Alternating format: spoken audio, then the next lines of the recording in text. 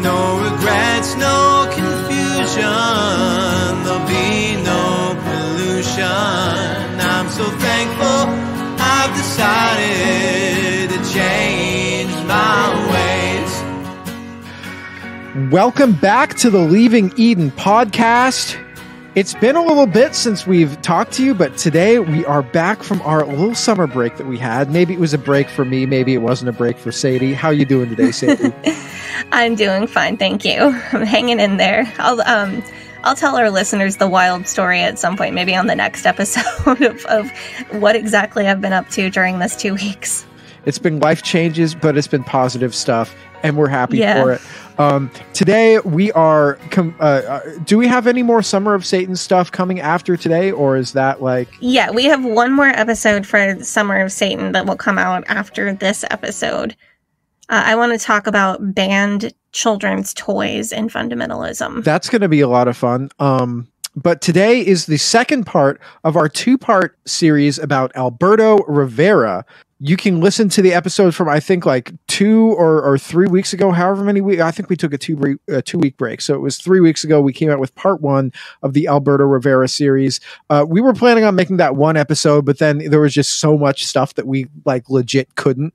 I love when people make specific claims that I can fact check. It is the best. Thank you guys for tuning into last week's bonus episode where I had Liat Fruman on, who is the sexologist that we had on our Fundy Sex Advice episode. She and I, if you didn't listen to the episode from last week, she and I reviewed the Jewish matchmaking TV show that was on Netflix just for funsies, just for a little bonus content while we were taking some...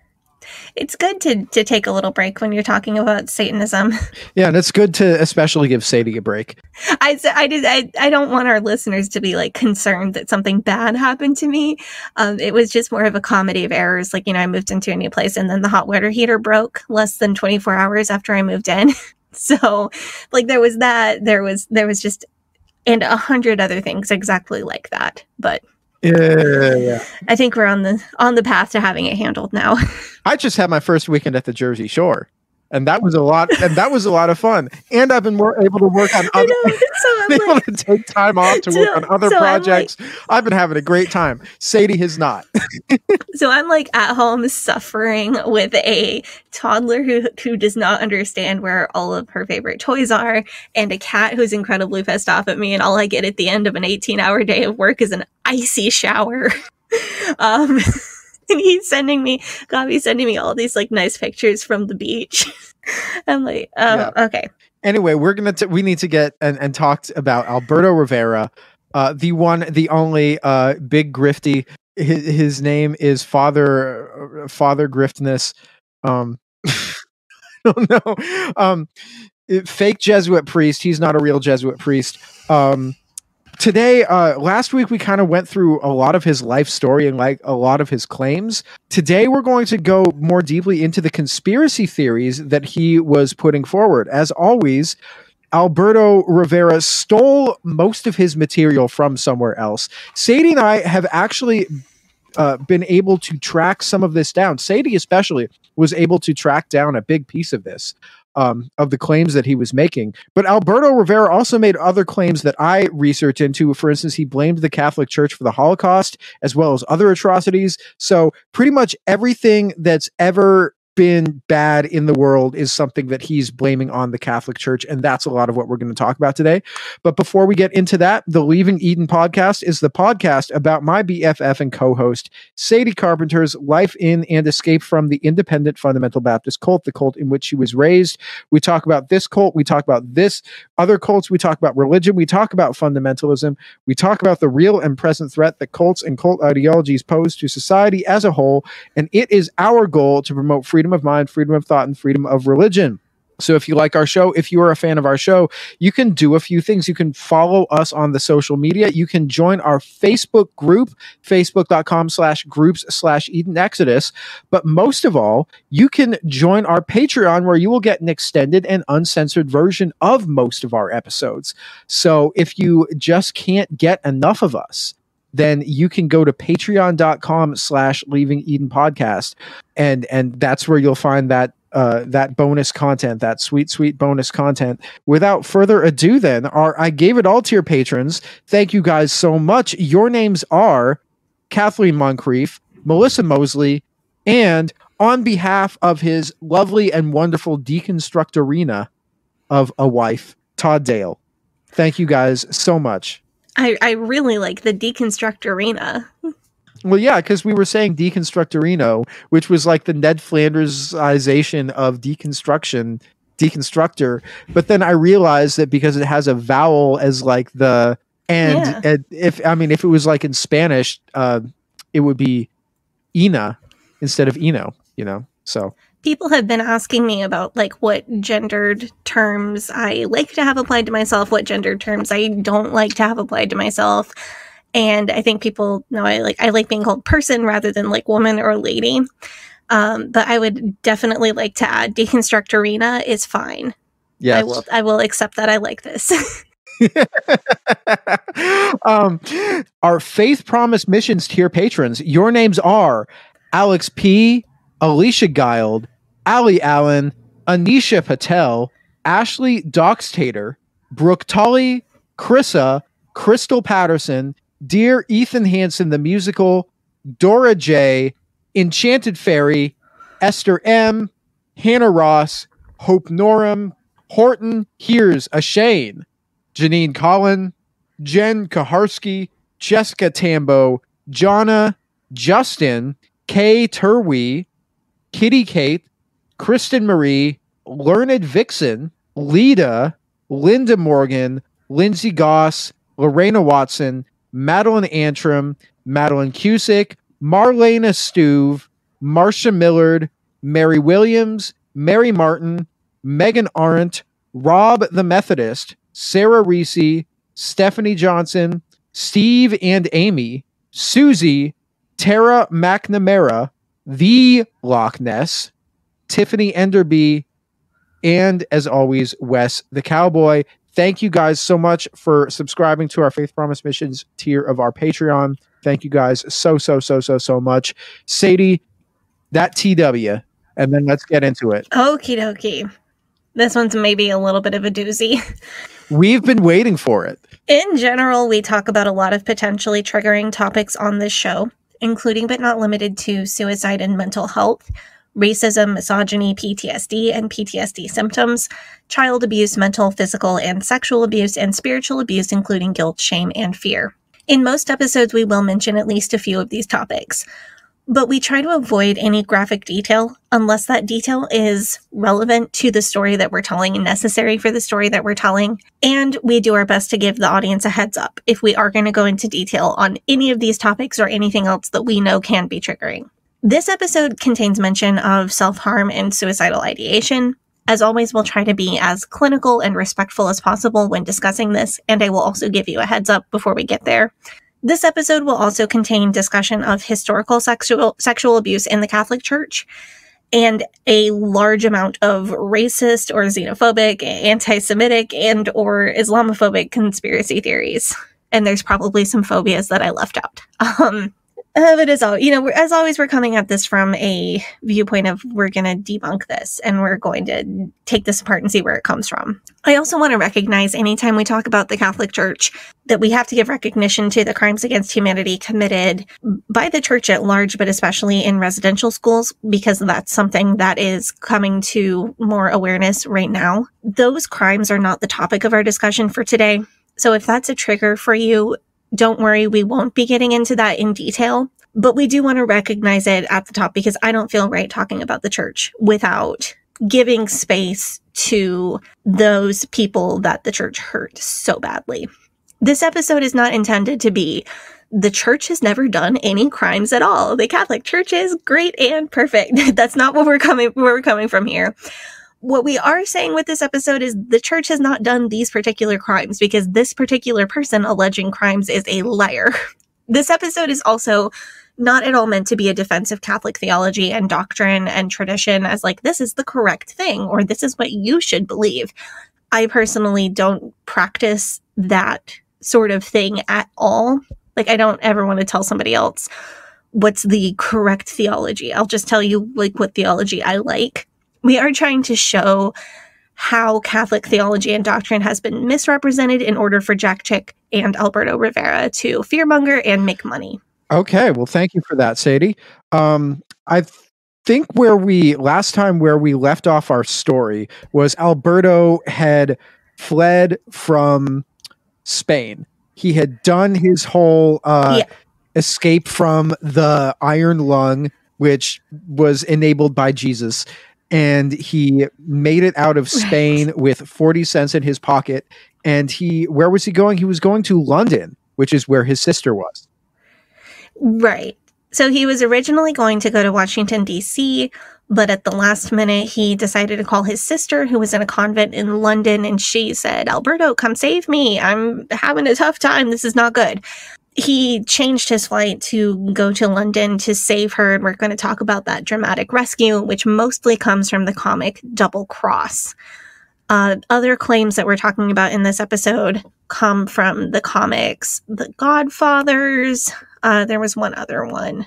Four Horsemen, as well as the short book Is Alberto for Real that was published by Chick Publications. So if you missed part 1, I highly suggest you go back and listen to make this make sense. But just to recap for anybody who, like me, has had some details fall out of their head over the last 3 weeks, Alberto claims that he went to a Jesuit school as a young child and was trained to be an undercover agent for the Catholic Church. He claimed that he infiltrated Protestant churches and turned their members into the government in Spain to get the churches shut down.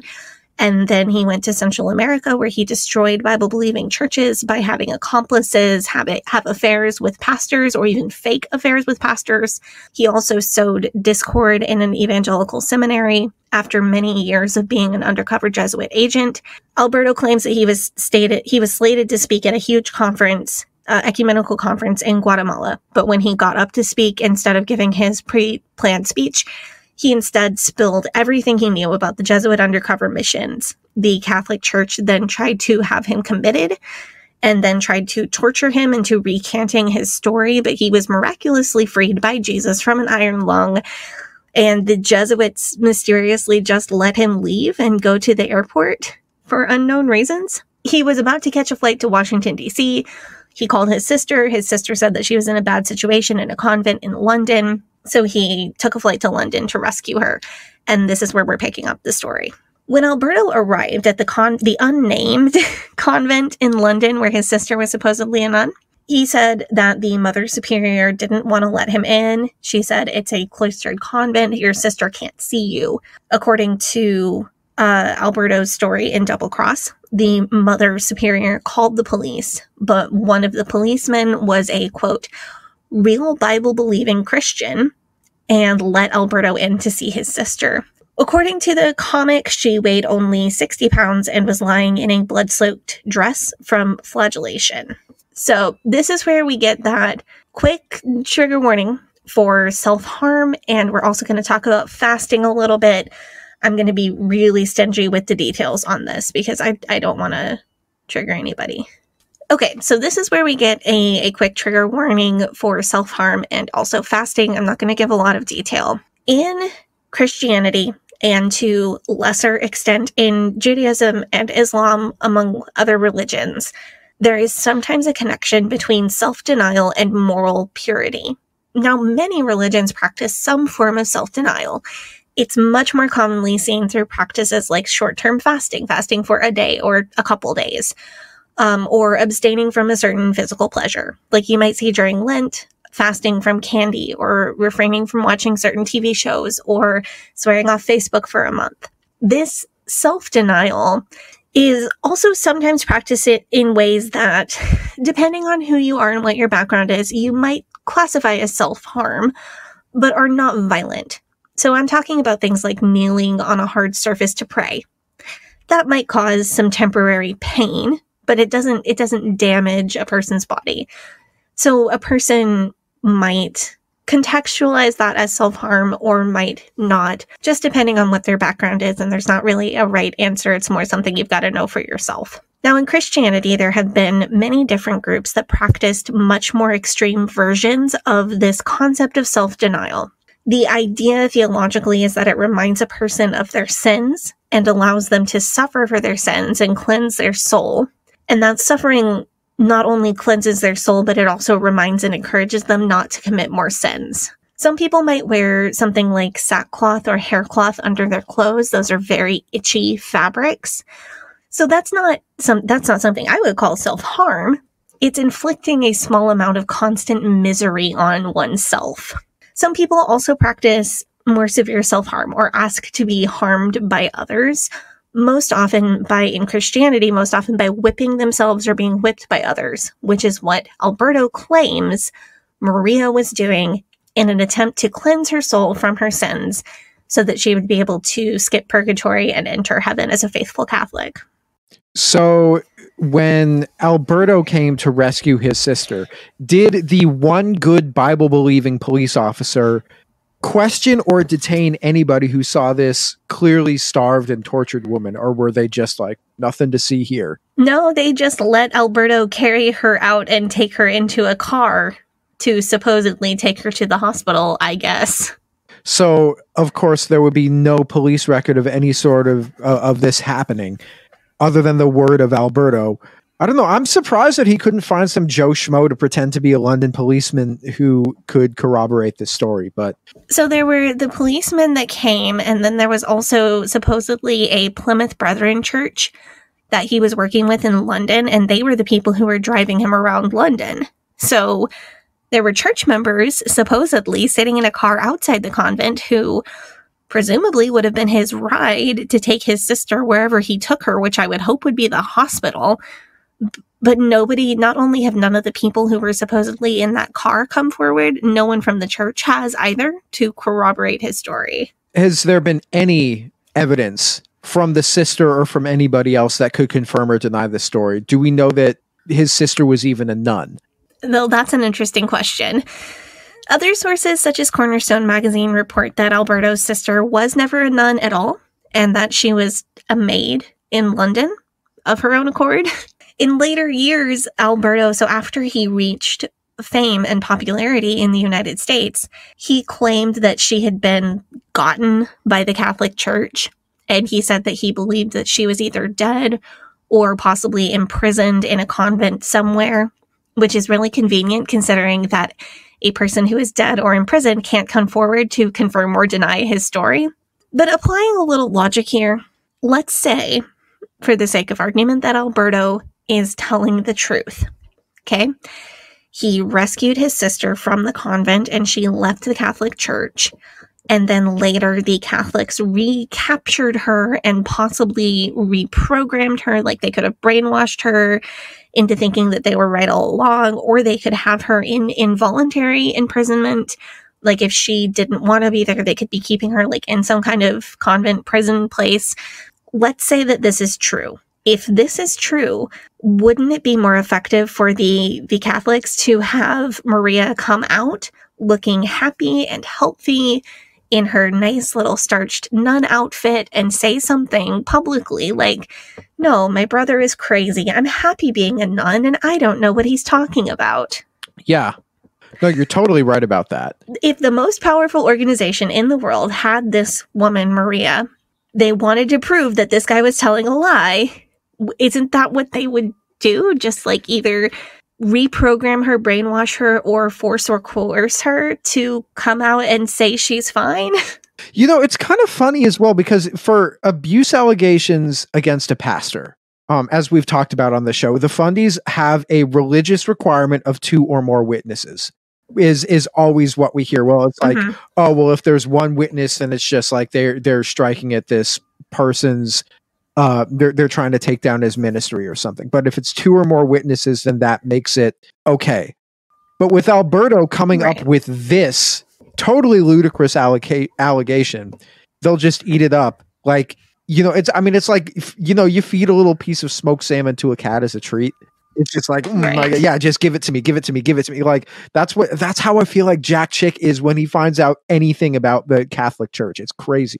So, yeah, like, even if Maria were dead, the church, like if the Catholic Church kidnapped this recently ex-nun, Maria, after Alberto left her somewhere, which he doesn't tell us where he left her or why he didn't just take her with him. The story is so full of holes. But if the Catholic Church had recaptured her and killed her, they could just take reporters to her grave on the grounds of a convent and say, yes, Sister Maria sadly died, and here's where she's buried, and she died a faithful Catholic. You know, they're just... If the church had her, the church would let us know in order to disprove his story. I don't know where she is, but the church does not have her. This is ludicrous. So I wanted to gauge, however, you know, I have to try to engage with this in good faith because so many people believed Alberto's story, and Jack Chick believed Alberto's story to a great extent, and it influenced so many people. So I'm trying to, as much as I, you know, want to poke fun at this story and show the holes in his story, I want to feel like I'm engaging with it in good faith. So I wanted to gauge if this story is plausible. I did find some allegations. Out of a convent in Italy in the 1990s, a former nun reported that she and fellow nuns were required to practice self-flagellation as well as eat expired foods. There was a lot of physical abuse at this convent. I've linked to the article in my source post. In this case, information has been turned over to the police, and the Vatican also requested all information to do a full investigation. So this is like the Agape boarding school. Right. I think we know when a large institution like the Catholic Church requests everything be turned over to them to do a full internal investigation, that does raise alarm bells for those of us who have experienced religious abuse. I think the silver lining here is that everything also was turned over to the police, as far as we know, is based on the article that I read. And I think it's a good thing that the church at least acknowledged that something happened. Do with that what you will. I also turned up a scholarly article on flagellation and abuse in convents from the 1930s through the 1960s. And it was a thing that happened. A lot of the convents that I was reading about in that article were in Canada. Canada's coming back, by the way. We have an interesting Canadian story in this episode. So I want to note, out of respect to people who have been victims of religious abuse and people who have been victims of physical abuse in convents, that this is something that did happen and still does happen in rare religious sects. However, so I don't want to dismiss those victims. However, logic and evidence do not appear to be in Alberto's favor on his particular claim. So let's talk more about where some of Alberto's other claims may have come from. I'm so excited. I'm so excited. I've been waiting for literally like a month to talk about this. So, I mean, we've speculated on John Todd and Mike Warnke possibly ripping each other off in the past. And there's definitely elements of this story that Alberto almost certainly ripped off from either one or both of these two.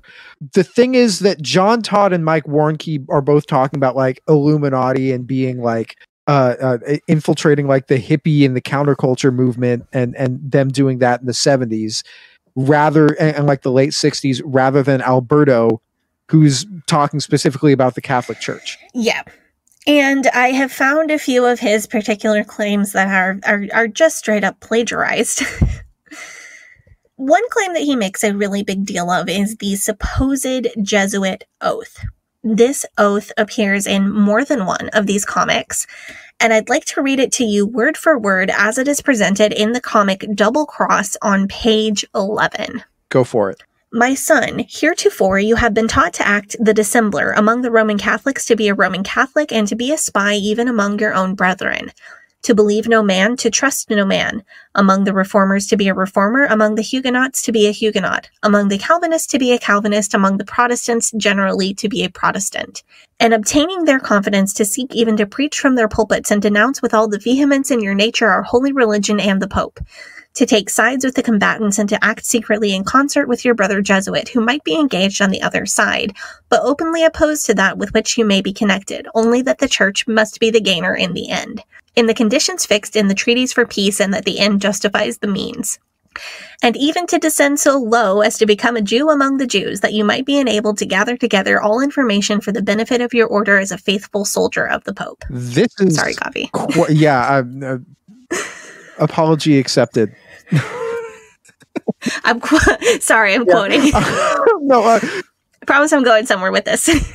But this is like a wild oath. So this is the oath that he says the Jesuits have to take. So that is a quote from Alberto from the comic Double Cross. And it comes almost word for word from the oldest Jesuit conspiracy theory. This theory was first put forth in a sermon by George Brown in the year 1551, so just about 10 years after the founding of the Jesuits. It might be worth adding that the anti-Semitism is not in the original sermon by George Brown in 1551. So someone added it between George Brown and Alberto. Maybe it was Alberto, who knows? Yeah, but that's not unexpected in the world of conspiracy theories. Sure. And especially not like when you look into the conspiracy theories about Jesuits, like it started with being, you can't trust these guys. They're power hungry. They're loyal to no one except for their own. They're trying to make friends with everyone in power so that they can grab power for themselves. And those are all things that would be old anti-Semitic conspiracy theories as well. Yep. So it makes sense that the Jesuits have been associated with the Jews, or like being too friendly with the Jews or whatever, because the conspiracy theories about them were similar from the start. These same conspiracy theories haunted the Jesuits literally since their inception. So 11 years after they were formed, this was publicly being stated about them. It kind of never stopped for the Jesuits. This same concept gets recycled over and over and over again. And actually early popes, during and after the foundation of the Jesuit order, were encouraged to cut the Jesuits off from the Catholic Church and basically delegitimize them, or say you're not a legitimate religious order, because of how prevalent these conspiracy theories about the Jesuits were. A forged document in the 1600s showed another version of the supposed Jesuit oath. So we can compare and contrast. And this one also has some promises about violence towards women and children. I'm just going to kind of breeze through it, but it is pretty intense. I do further promise and declare that I will, when opportunity presents, make and wage relentless war, secretly and openly, against all heretics, Protestants, and Masons, as I am directed to do, to extirpate them from the face of the whole earth, and that I will spare neither age, sex, nor condition, and that will hang, burn, waste, boil, flay, strangle, and bury alive these infamous heretics, rip up the stomachs and wombs of their women, and crush their infants' heads against the walls in order to annihilate their execrable race. That when the same cannot be done openly, I will secretly use the poisonous cup, the strangulation cord, the steel of the poniard, or the leaden bullet, regardless of the honor, rank, dignity, or authority of the persons, whatever may be their condition in life, either public or private, as I at any time may be directed to do so, by any agents of the Pope or Superior of the Brotherhood of the Holy Father of the Society of Jesus, in confirmation of which I hereby dedicate my life, soul, and all corporal powers. Wow. This oath is quoted almost word for word in Double Cross, but interestingly, the word Masons is left out. Do you remember why? Right, because the Catholics are actually the Masons, according to Alberto. Right. So he literally quoted this forged oath. It's a 1689 forgery from a book called Foxes and Firebrands. But he conveniently just cut out the word Masons because that doesn't fit his claims in his story. It's so funny because seeing the Black Pope wearing a Masonic ring was the thing that red-pilled him into realizing that the Jesuits were the bad guys, actually. But he'll still use like the rest of this document, which at the time he was writing this had already been sufficiently proven to be a total forgery and not an actual Jesuit oath. And it's not like back then you could just type something into Google being like, where does this come from? And then you'll see, oh, well, it's like word for word. Or, you know, the software that your professor uses to check to see if you plagiarized it from anywhere?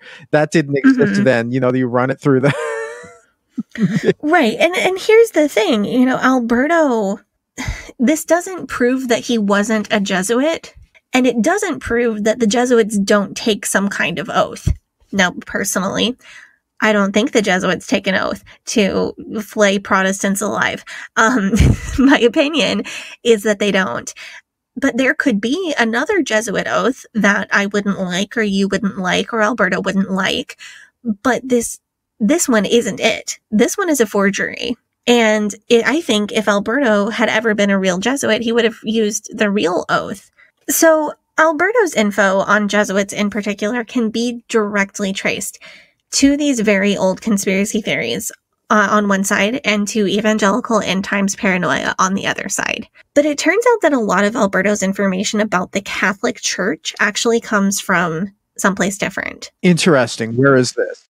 Well, it's one person, and that is Charles Chiniquy. So Charles Chiniquy and his book, 50 Years in the Church of Rome, are referenced literally throughout these comics and throughout other works by Jack Chick. So I thought I'd look into him, and this was an incredible amount of information, more than I ever thought I would find.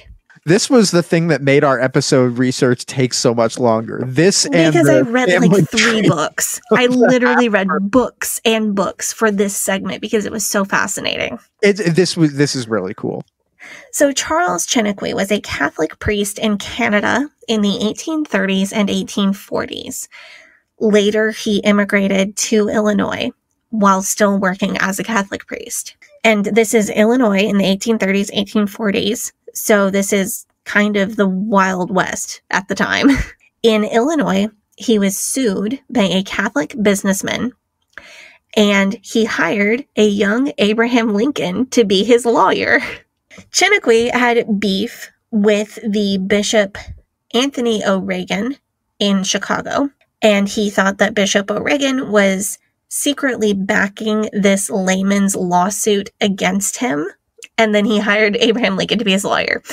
This beef got so out of hand that O'Regan tried to have Chiniquy assigned somewhere else. Chiniquy claimed that O'Regan threatened to have him excommunicated unless he accepted assignment somewhere else, but he would not accept the assignment.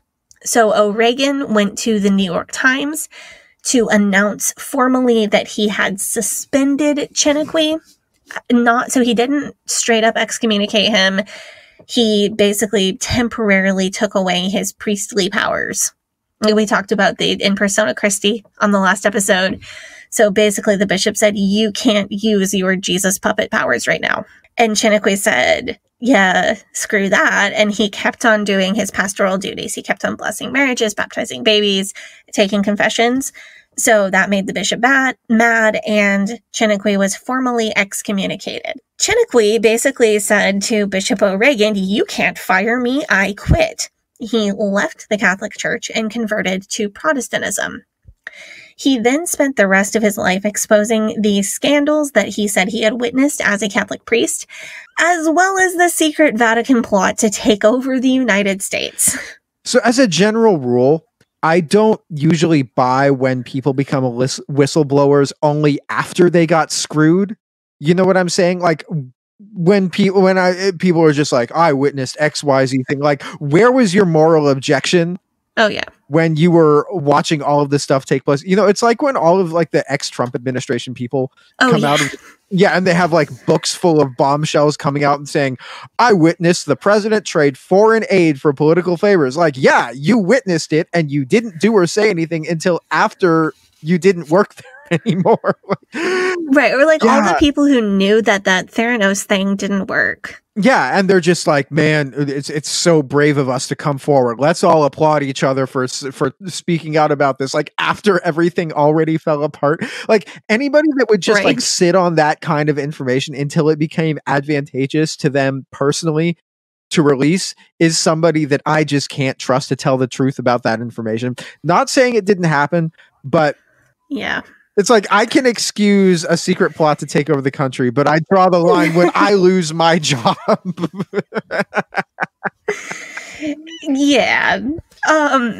Which is why, you know, on this podcast, we have the utmost respect for people like Joy Evans Ryder, who come out about past IFB abuse when there is no way that it benefits them. So what I find really interesting about Chiniquy is that when he writes about the scandals that he claims he witnessed, number one, that it's incredibly juicy. Like, the tea is scalding in these scandals. I'm going to tell you about some of them. Spill it, sis. Also, though, these scandals seem kind of legit, and I'm being a little bit flippant about them because they did happen like 150 plus almost 200 years ago. The way that he wrote it, I've linked his entire book, The Priest, the Woman, and the Confessional, if you'd like to take a look. I don't necessarily buy that every single one of these things happened exactly the way that he told it. But reading it through the lens of like some things like this happened and Chiniquy did actually see some things like this happen and now he's retelling it in a salacious way because he wants his book to sell, absolutely tracks. Like, I don't think he's just making things up. I think maybe he's editorializing a little bit based on his language, based on the sales that his book did, based on the ways that I researched that he marketed his book, based on the ways that it benefited him to write this book. My gut feeling is, yeah, he is dramatizing this, but not he's making this up. So in the book, The Priest, the Woman, and the Confessional, Chiniquy says that the church has a big problem. At the time, like early 1800s, priests were instructed to ask detailed questions during confession, especially of women and girls who came to confession, especially about sexual sins. The priests tell these women in their congregation that they receive a special grace to allow them to hear the details of these dirty, dirty sins without temptation. But that's not really how it's working out for them. How it's actually working out is that women and girls who are pure and innocent come into confession, and these prying, probing questions that the priests are asking corrupt them by exposing them to further sins that they didn't even know they were able to do. So a girl comes in and shamefacedly confesses to her priest that she kissed her boyfriend. And the priest is like, tell me more. Did he grab your butt? And not only, like, she's humiliated by that question, she feels so much shame that she's now having to talk about butts with her priest, and she is just crushed by the shame.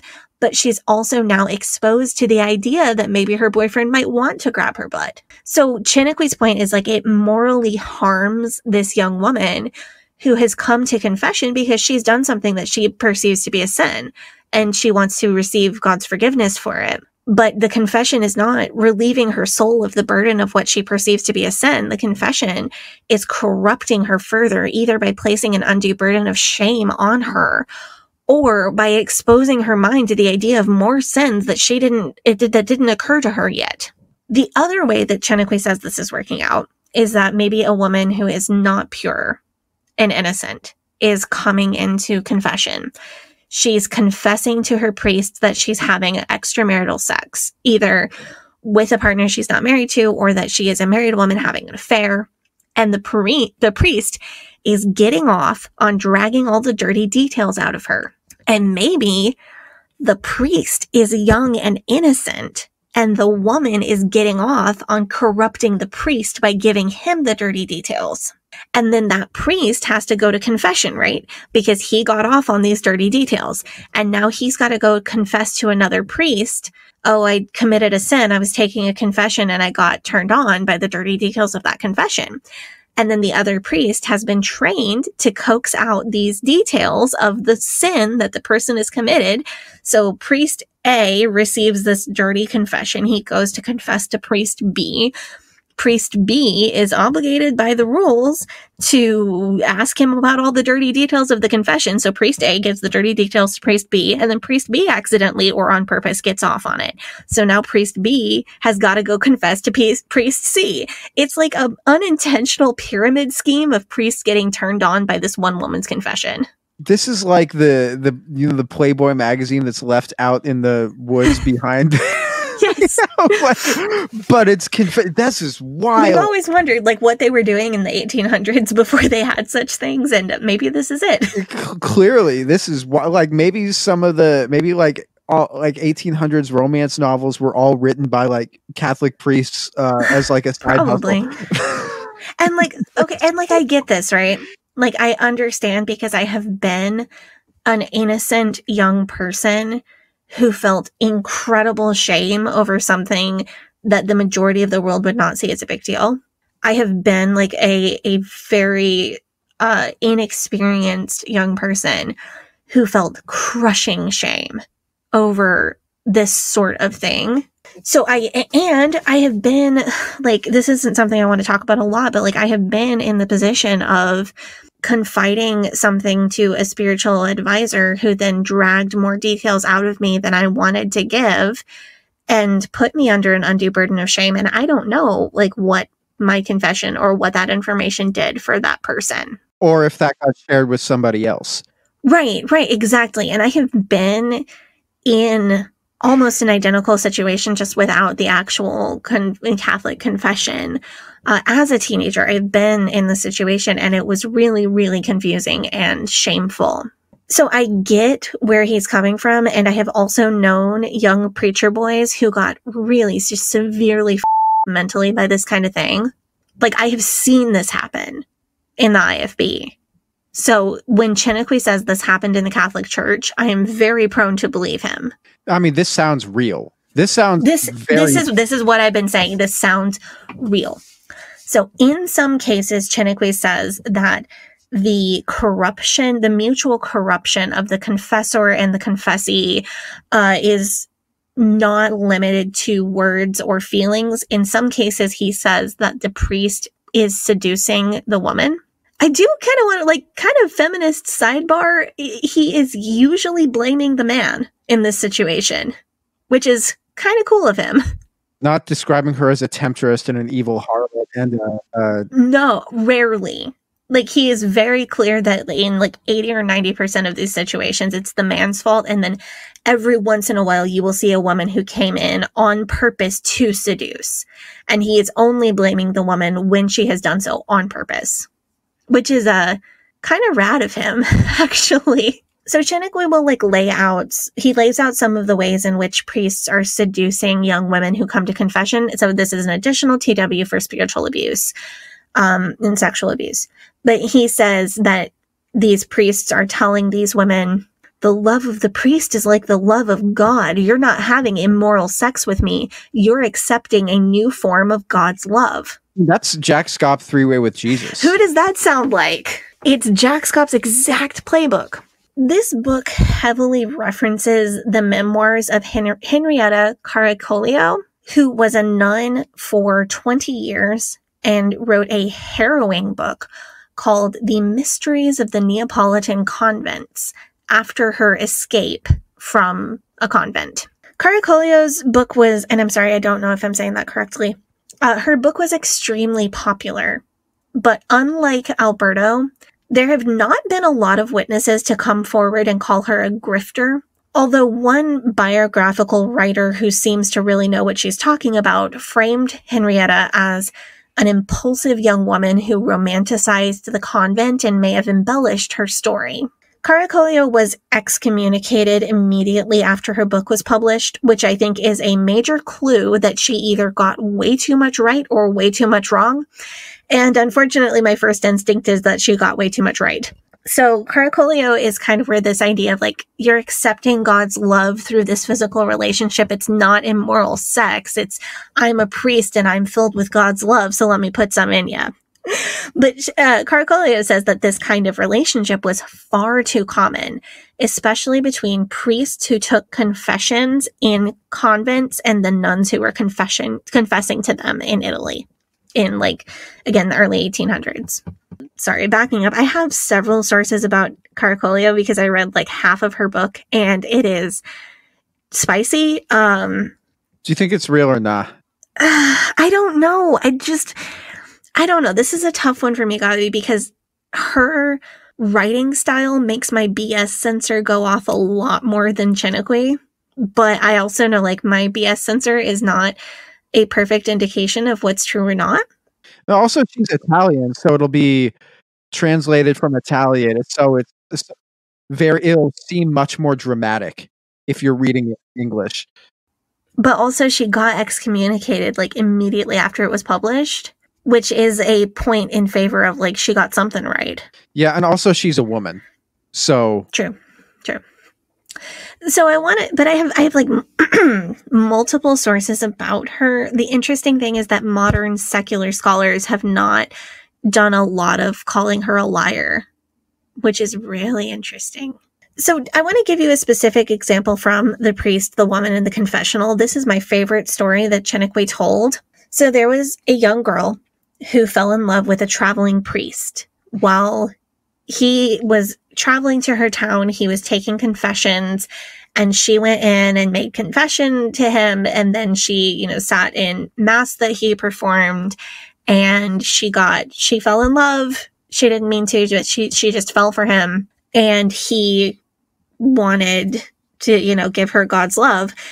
So he had her fake her own death and meet him in Quebec.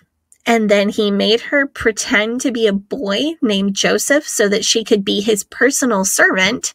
What? And it got this, yeah. So, like, he couldn't travel with a woman, and he didn't want to, like, leave the priesthood and get married.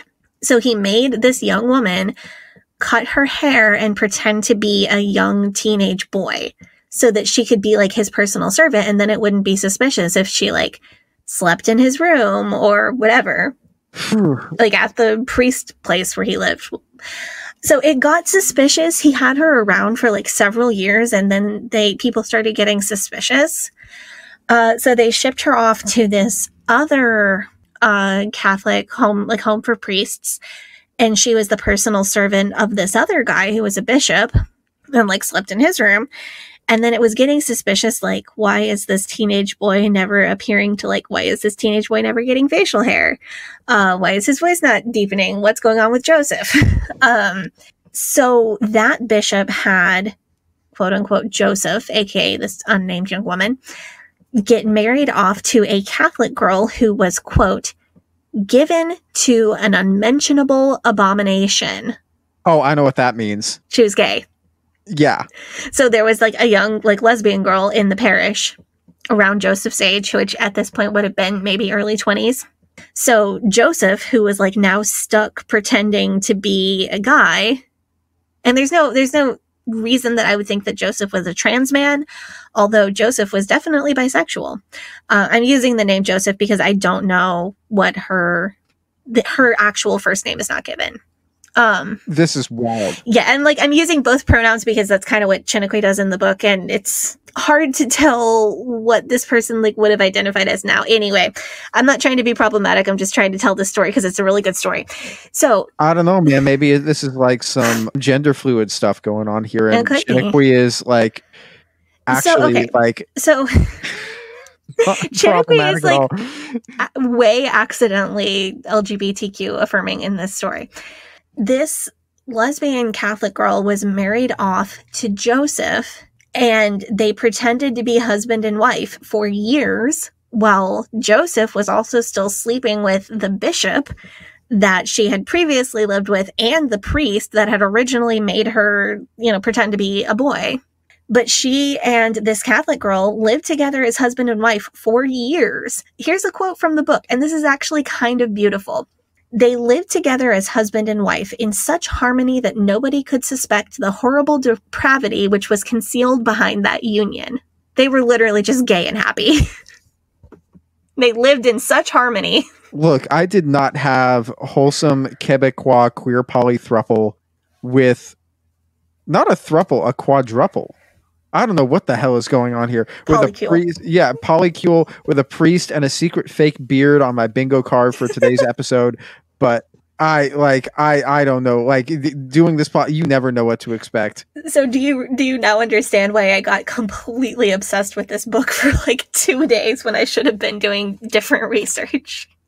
Dude, yeah, it was like I'd go into the Google Doc. I'm like, okay, what do you want me to research on today? And you'd be like, hold on, I'm reading this book. And then I'd just be, like, looking, and then there would be, like, 2 sentences added for like the entire time that we were hour. supposed to be doing research. I'm like, what the hell? No, this was That's so... why we got behind. That's and like, why we that's why we had to skip a week. Listen, this story makes sense. Yes. I mean, this seems like the type of that they would do. Like, I cannot tell you, like, if this particular story with Joseph in Quebec happened. I don't know. There's no way for me to track that down, outside of spending another entire week of research time in genealogy records. But this could have happened. This is a viable story. So Joseph got caught eventually. I can't remember how he said that she got caught, but the local priest, the bishop that she was also sleeping with, paid her $500, which is about $20,000 adjusted for inflation, to move to the United States and never be seen or heard from again. No word, unfortunately, of what happened to her wife, which is the sad ending. Yeah. This book has a ton of examples, but this is the kind of thing that it's talking about. They should make this into a movie. Well, Jack Chick made it a comic book, but he didn't include any of this fun stuff. Yeah. So there's also a lot more like plain white bread, like priests and young unmarried or married women having consensual but highly forbidden affairs, and also priests abusing their power over young married and unmarried women in order to have sex and affairs that are not consensual because of the power imbalance. So Chiniquy highlights both of those scenarios. There is some misogyny because his take, like, sometimes he will go from the perspective of these are bad men who are seducing our innocent virgins who don't have enough life experience to say no.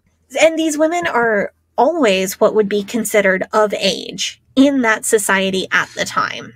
So he's talking about women who are like 16, 17, 18, 19, which was considered of age at the time. He's not talking about any kind of child abuse. And many times the women that he's talking about are over 18 and would be considered of age in our 2023 society. He does recognize the power imbalance between a priest who is a confessor and a young woman, which is kind of ahead of his time. Sometimes he portrays women as like dumb and misled, which I don't love, or like Jezebels who did it on purpose, which I don't love. But it's kind of neat that he actually draws some lines between consensual and non-consensual affairs, even though his language is archaic. So mixed reviews on Chiniquy's feminism is what I'm trying to say here. The thing that makes him absolutely important to this story is that Chiniquy is the source for many of the larger conspiracy theories about Catholicism. I don't mean conspiracy theories like sometimes priests are abusive and maybe priestly celibacy isn't the best or only option. That's not a conspiracy theory. That's the truth. I mean conspiracy theories like the idea that the Pope had Abraham Lincoln killed. Wow. Like conspiracy theories. Chiniquy came up with that. So whenever you hear somebody like Alberto Rivera say that the Pope had JFK killed, or the Jesuits had JFK killed, or the Jesuits did Jonestown, this is directly descended from Chiniquy being like, hey, you know that guy who was once my lawyer and then later on he grew up and became president, and then I got kicked out of the Catholic Church, and then I said, you can't fire me, I quit, and then I wrote several books exposing all the bad things in the Catholic Church, which I also made tons of money for. Well, when that guy who became president got shot, the Pope did it. Like this is, as far as I can tell, he is the originator of that particular theory. And so many of Alberto Rivera's theories are just directly descended from that. It's so clear. The idea also that the Vatican was purposely shipping Irish, German, and French immigrants to America in the mid-1800s in order to up the number of Catholics and eventually make a Catholic takeover of the United States possible was first popularized by Charles Chiniquy. So this is like basically just the Great Replacement theory, except with the Irish instead of the Mexicans. Yeah. That's loony. And this is a common belief among fundamentalist Protestants. Like, I heard this as a kid, and expansions on this idea as a kid. Like, the Catholic Church did this thing or that thing as PR. Like, the Catholic Church did this or that ecumenical thing to make us think that all Catholics are okay and draw people to their false religion away from Jesus. But also, like, the Catholic Church purposely made conditions bad in Ireland, Germany, and France so that people from those places would immigrate to America so that there would be more Catholics in America, and then they would have to have a bunch of kids because Catholics aren't supposed to use birth control. And then there would eventually, the Catholics in the United States would outnumber the Protestants, and then the Catholics will be able to take over America. Like, this is stuff I heard as a kid. And I can't tell you for sure that Chiniquy came up with this, but I can tell you he was the first to popularize this idea and to put it into print in a popular book.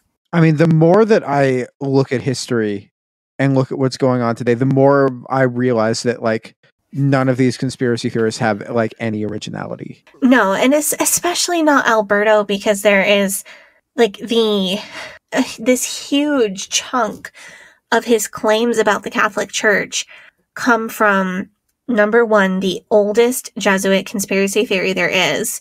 Number two, the most popular forged Jesuit conspiracy theory there is. And number three, Charles Chiniquy. Like, he didn't make any of this up. He just borrowed it from all these other people. As a final note before we go to offering break here, Jack Chick republished Chiniquy's book, 50 Years in the Church of Rome, and produced a comic book based on Chiniquy's life. The comic book is called The Big Betrayal. And then he used both of those things that he published as backup sources for the Alberto comic. So it's Jack Chick citing himself again. You know, the Sadie triggers yourself theme song. That's amazing. Jack Chick citing himself again every time. Citing things that his own company published or things that he wrote himself. Anyway, I suppose Chick didn't republish The Priest, the Woman, and the Confessional because it was too salacious. So let's go to break, and then we'll come back. And I'm going to talk about the Godfather's comic book, which is another one of Alberto's allegation conspiracy theory things. And this is the one, out of all of the comics, I think this is probably the wildest one.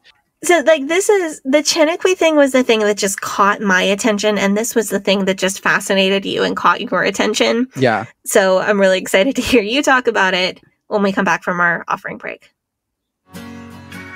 Hey, Sadie here. If this is your first time listening to the Leaving Eden podcast, make sure you go back and check out episode 57. It's a primer episode for new listeners. That episode tells my personal story and gives you all the terms and information that you'll need to know going forward. Also, check out our cult true crime series, The First Family of Fundamentalism, so that you can get the whole cult story. If you like our show, you can support us by joining our Patreon, where we have extended and uncensored episodes as well as other bonus content available. You can also join in the discussion in our Facebook group. That group is called Eden Exodus. Tell a friend, tell a family member, tell your worst enemy.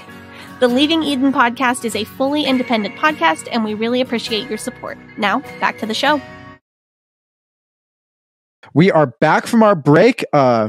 We just talked about some wild conspiracy theories and some probably true things that actually happened. But now we're going to, I mean, this stuff really goes off the rails real quick in these Alberto comics. Yeah. And so you remember a few weeks back, like start of the Summer of Satan, we talked about Bob Larson's book about rock music. Yes. And one of the things that I said in that episode is this is the book I wanted to do because it's so comprehensive. It is so many different reasons that the Fundies hate rock music. And that's kind of where I come from with this Alberto thing. It's like, it's so comprehensive. It's all of the reasons that the Fundies hate Catholicism. And I think it's really neat to see them all in one place. So will you tell us what you read in what you read in the comic book, The Godfathers?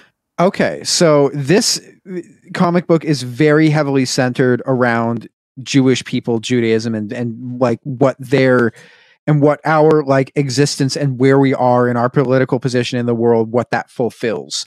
So in this story, Alberto Rivera warns of a rising tide of anti-Semitism within the United States. This comic shows a young Nazi defacing a synagogue with a swastika graffiti and Nazi slogans. Jim and Alberto, remember him, Jim, Beefy Boy for Jesus, who is like in this comic, even though he's not a real person. Jim and Alberto see a news report of this hate crime. So Jim asks Alberto what the Vatican has to do with the Nazi party, and Alberto replies, everything. Dun, dun, dun. Dun, dun, dun. I mean, the reason why Tim and Jim are in this series is basically as audience surrogates, right? Yeah, and they're working overtime. Yeah, because like he can't just like show the comic. He has to be like, he has to explain everything. Just like he really does not respect his audience to like make inferences for themselves or have to or read things twice. Anyway, Alberto claims that he was told this story by Cardinal Augustine B, and that this is like the Vatican's secret plot. Which secret plot? Is this like the whole secret plot, or is this the part of the secret plot that pertains to Jewish people? This is like the end game secret plot, but also the end game secret plot. Oh, fun. To Jewish people. Yeah, so it's worth noting. So remember in part 1 where I said basically the Vatican has a secret plot to take over the world, install one world government and one world religion. And in order for them to do that, they have to control the holy city of Jerusalem. And the only thing standing in between them and their plot being successful is Protestant Christians and Bible believing Christians in America. That's this. Right, which is why the Protestants go so hard for all things Israel, and then they go off about, oh, we love the Jewish people and we just love the country of Israel, and no, you don't. You just want your rapture in time to come.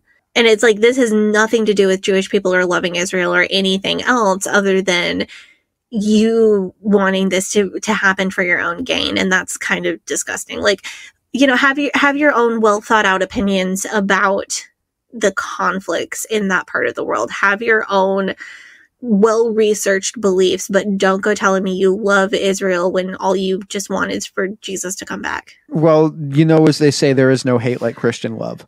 So Alberto claims that he was told this whole plot by Cardinal Augustine B. It's worth noting Augustine B was a real person. He was he was the confessor of Pope Pius XII. He was the priest that the Pope confessed to. So Cardinal B was well known for promoting like Catholic Jewish outreach. And during Vatican II, he was one of the major drivers of the church revising its stance toward the Jewish community. And he's one of the main reasons why Catholic and Jewish communities today have a much better relationship than they did a generation or two ago. So Alberto Rivera claims that the Catholic Church maintained a desire for many years to move its headquarters from Rome to Jerusalem because Jerusalem is the holy city, and that is where Christianity started. This is not like a new desire. This has been a desire of theirs for more than 1,000 years, for pretty much the entire time that the Roman Catholic Church has existed. Okay, that sounds like a thing that ancient Catholics would have said. That's plausible. Seems plausible, but then when you start like looking into the other stuff that Alberto says regarding this, it gets more and more insane. One of the ways that the Catholics attempted to make this happen was by secretly inventing Islam so that the Muslims would conquer Jerusalem. What? Yes. This was also basically this was also the motivation for the Crusades. That makes more sense. Yes, Alberto points out, rightly so, that the Crusaders murdered countless Jews throughout Europe. But basically, the plot was, this doesn't make a lot of sense, is that they got Muhammad and fomented some weird idea in his head that he was a prophet so that he would go do some conquering and take Jerusalem. And then the Catholics would be playing the long game and take Jerusalem from the Muslims. But this does not make... Okay, I have a couple things to say about this real quick. Number one, it's really interesting that he was able to name Cardinal Augustine B. Yes. That's interesting because there are so many, he talks about this Black Mass that he went to where the Black Pope was presiding over this Jesuit Mass that he was invited to, and he was told to kiss this guy's hand, and he's wearing a Masonic ring. The Catholics and the Masons have been the same thing all along, and now I'm red-pilled into believing in something other than Catholicism. But, he won't name that guy. Yeah. But he will, because, that's fact-checkable. He won't name the convent that's supposedly abused his sister.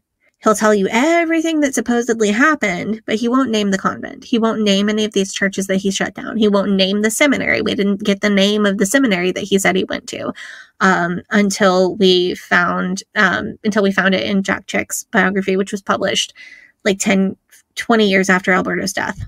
But he will name Augustin B, because he's known for promoting Catholic Jewish outreach. Yes. And he will claim that he met him, even though he may never have done so. So going to his claim about the Catholic Church wanted to move to Jerusalem, so they invented Islam, and they were playing the long game. If you know anything, if you know one single fact about any medieval pope, none of those dudes were playing the long game. They're trying to party. Those dudes were trying to party and not get murdered by the next guy who wanted to be pope. That was there were very, very few medieval popes who seemed to have cared about their legacy.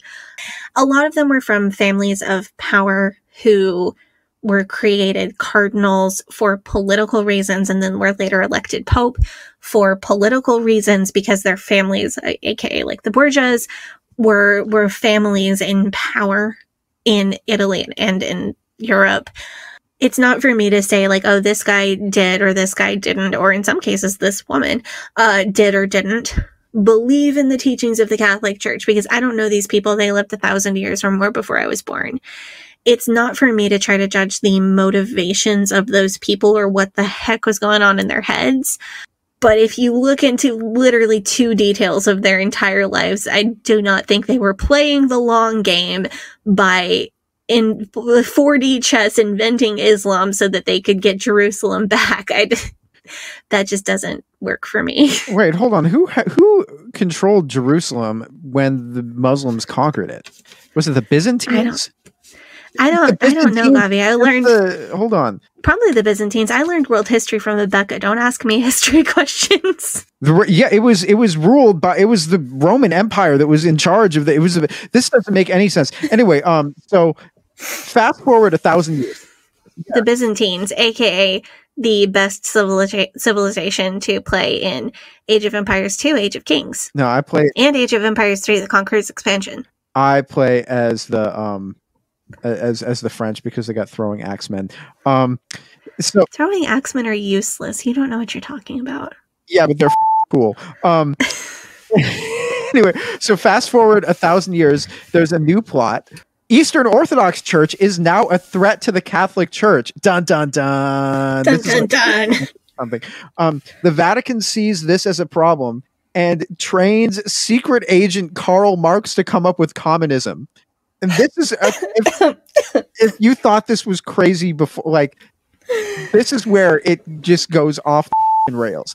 The Vatican, as we've said, the Vatican harbors a secret desire to take back Jerusalem in the 1800s. The problem is that following centuries of anti-Semitism and persecution of the Jews in Europe, Theodor Herzl has founded the Zionist movement, which has called for European Jews to flee persecution in Europe and move back to Jerusalem, which was at the time a territory that had been colonized many times by many different people, but was currently a territory known as Ottoman Palestine because it was owned by the Ottoman Empire.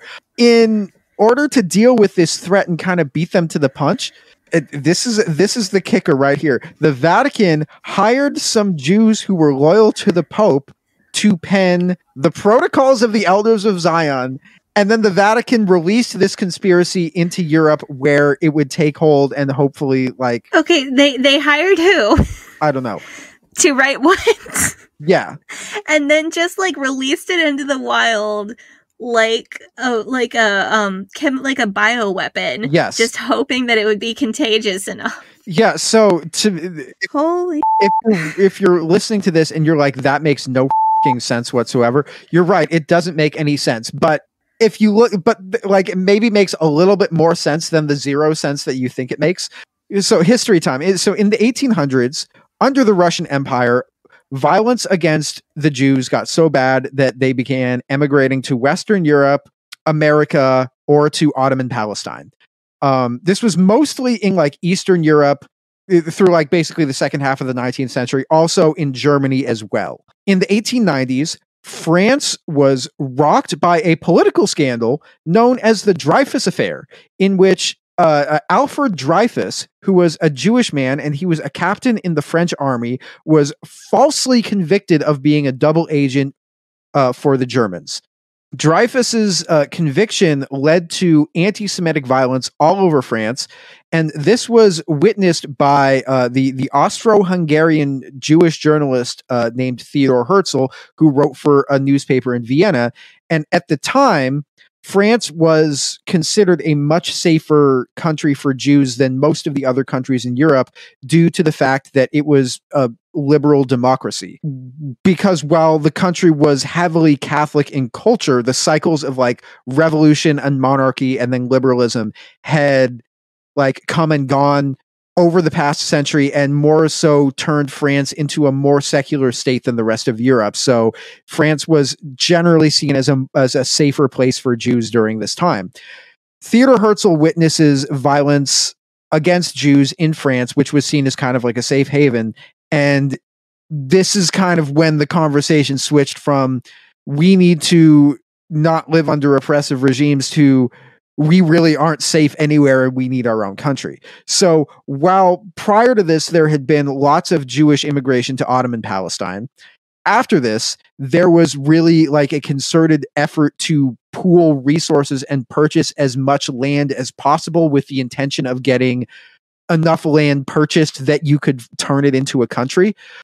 Naturally, not everybody was on board with this, and there were a lot of Jews who would much rather stay in Europe and assimilate with European culture rather than pick up and move somewhere else, despite how bad the persecution was. Also, giving money to like the Jewish National Fund so that they could purchase plots of land in Galilee felt a lot like, I mean, I assume giving money to your uncle who bought a share of a gold mine in Brazil. Like, not everybody was on board with this. So would some of the people have been not on board with this enough that they would take a gig with the Vatican to write a fake conspiracy theory in order to derail the process? I don't know. That seems unlikely. But I will say that, like, we do have within our community, we do have our like capos. We do have our people that will sell out their own community for improved status with the oppressive class. We do have people who enjoy being the only Jewish voice in the room, the only Jewish voice at the table. Like, for instance, I mean, the lady that runs Libs of TikTok is a Jew, and she's more than happy to carry a water for white supremacists. So it's not saying that these people don't exist, but like, okay, that explanation did really help. I would want to point out, though, that in the comic book, it's framed as Jews who were loyal to the Pope. That doesn't make any sense. And that's not, so like when you look into the reality of if this happened, this is who it would have been. It's not Jews who are loyal to the Pope. It's just Jews who didn't like Theodor Herzl and Zionism. Yeah. Which is a real thing. The reason why I find this conspiracy by Alberto pretty much like completely implausible and impossible is that Sadie, about a year and probably about 14, 15 months ago, Sadie and I did an episode where we read the Protocols of the Elders of Zion Conspiracy. The episode came out on May 2nd, 2022. And we know from having read that conspiracy that whoever did write the Protocols of the Elders of Zion had to have been, number one, a Christian, and number two, a Christian who had a word for word literal interpretation of the Book of Revelations. Therefore, anybody with standing within the Catholic Church could not have written this book, because the theological interpretation that this book is that the Protocols conspiracy theory is based on is completely out of line with what Catholicism teaches and what Catholicism has taught. Right, because you have to have a certain, I mean, regardless of whether that person believed it or not, you have to have a deep familiarity with a particular interpretation of the Book of Revelation, and that is not the interpretation to which the Catholic Church holds.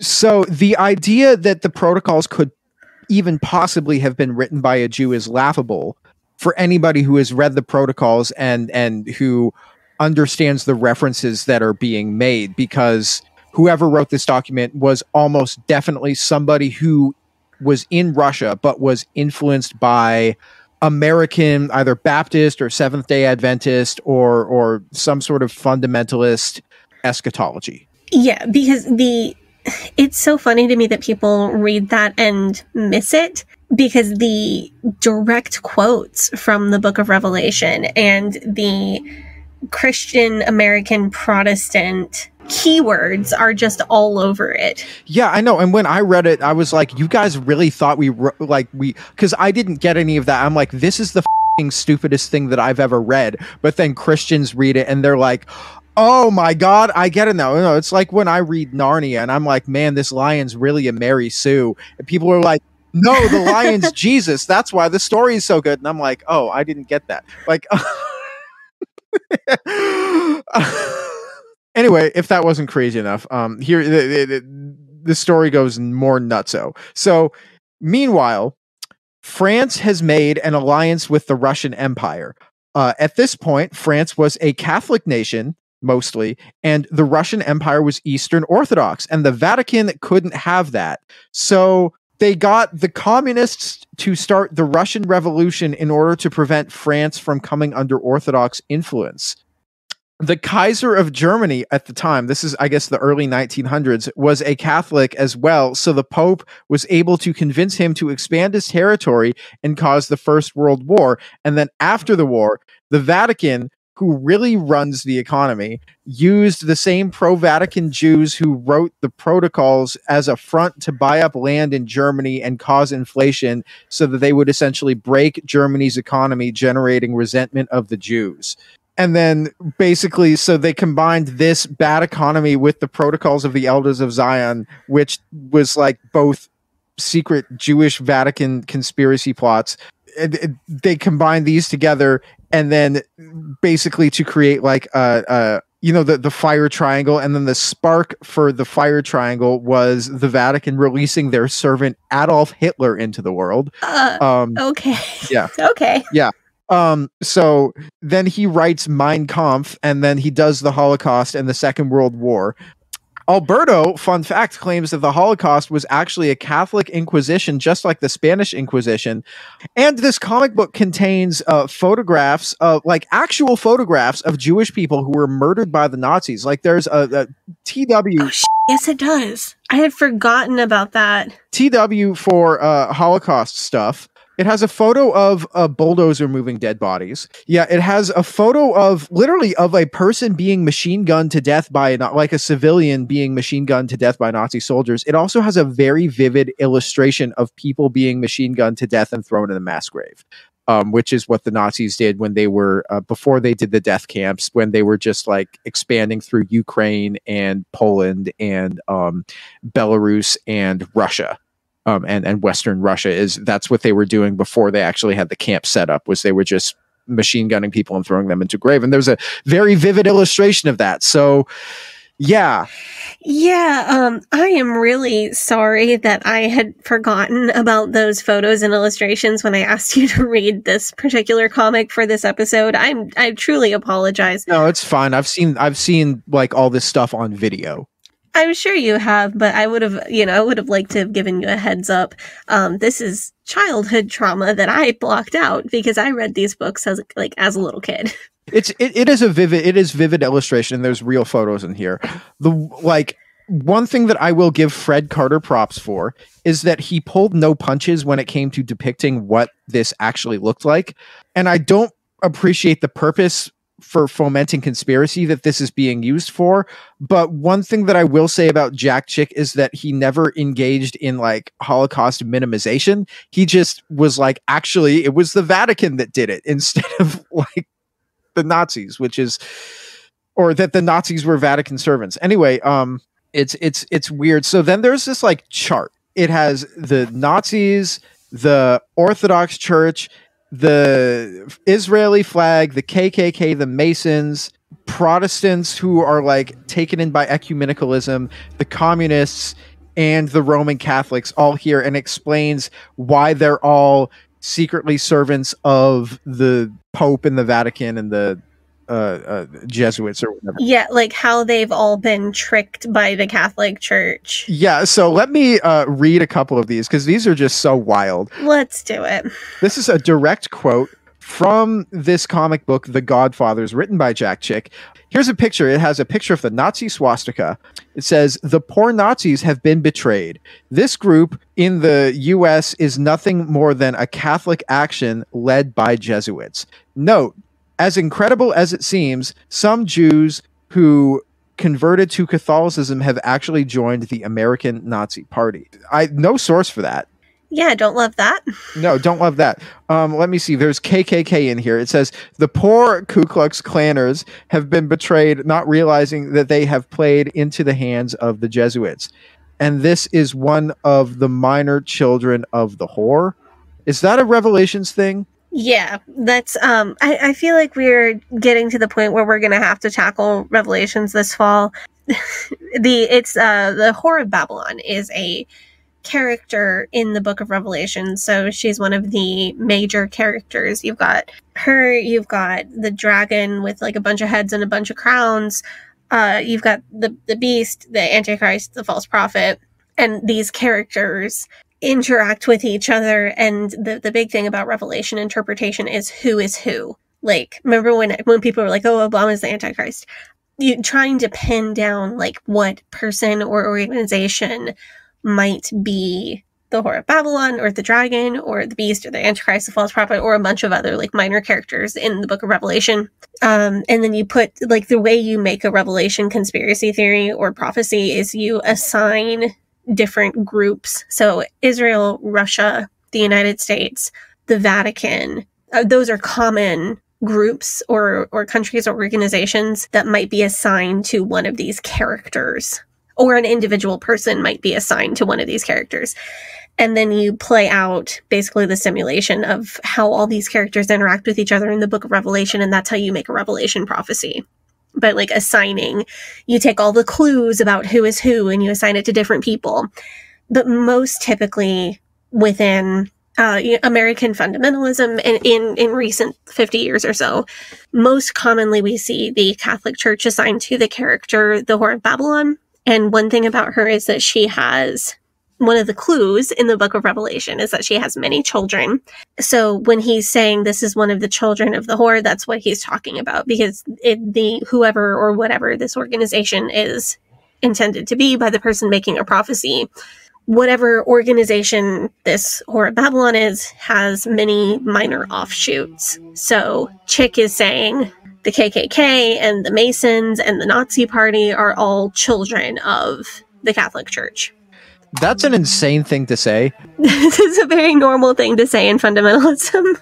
On one hand, I do feel like you didn't watch Rings of Power, but I did feel like when I was watching Rings of Power with my mom, it was so fun to like have guesses and like fan theories about like, who do we think Sauron actually is in this? Because they're like, you met the character who's going to become Sauron. Who is that? Which character is it? And I do feel like it's a little bit of that. But also, the fun thing about the KKK, like the KKK was a very specifically anti-Catholic organization. The KKK really don't like the Catholics. Like, I remember seeing a poster for the KKK, and it, like the 3 Ks in the KKK stood for the 3 groups of people that the KKK wanted to kill, which were TW for racial slurs was the and the Catholics, all spelled with Ks. That's Yep. That sounds about right. Yeah, what are we doing here? This is, I mean, it's just loony. It is really interesting, and I think it's like so indicative of Jack Chick that he lists all these groups of people who have been betrayed. Like, Israel has also been betrayed. They are now making friends with their deadliest enemy, the Vatican, who slaughtered them in the past and will almost completely annihilate them before the Lord returns. And the poor communists have been betrayed. They are simply a branch of the Roman Catholic institution, the bully for the Vatican. They are the muscle looking for a utopia on earth, but they'll be destroyed by Christ when they attack Israel on orders from the Pope. Basically, if it makes sense for you to be working for the Jesuits, then you're working for the Jesuits if you're evil. And if you're evil and it doesn't make sense for you to be working for the Jesuits, then you're actually being manipulated by the Jesuits. Basically, evil is Jesuits, good is Christians, like regular fundamentalist Christians in America, and there's no one in between. Yeah, but essentially what he's saying is that Catholic outreach to the Jewish community during Vatican II is nothing more than a ploy to allow the Catholic Church to take over Jerusalem and move their headquarters there. And then this will be achieved when the Arab nations, who are Muslim, but remember that Islam is actually a Catholic conspiracy, and who are backed by the communists, who are also a Catholic conspiracy, are all going to attack Israel. So the Muslims and the communists are all going to attack Israel, and then they will take it over.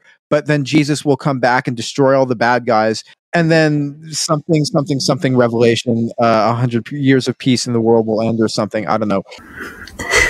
We'll get to it. You're gonna love that series. I know we'll have some listeners who may need to skip or take it slow because that's a tough topic for a lot of people. But you personally are just gonna love it. It's wild. I don't know. It just seems so weird to me that Alberto's conspiracy basically is the Protocols of the Elders of Zion, just where you substitute Catholics and Vatican in for Jews. Yeah. But then he's saying this Protocols conspiracy is a conspiracy that the Catholics put out there.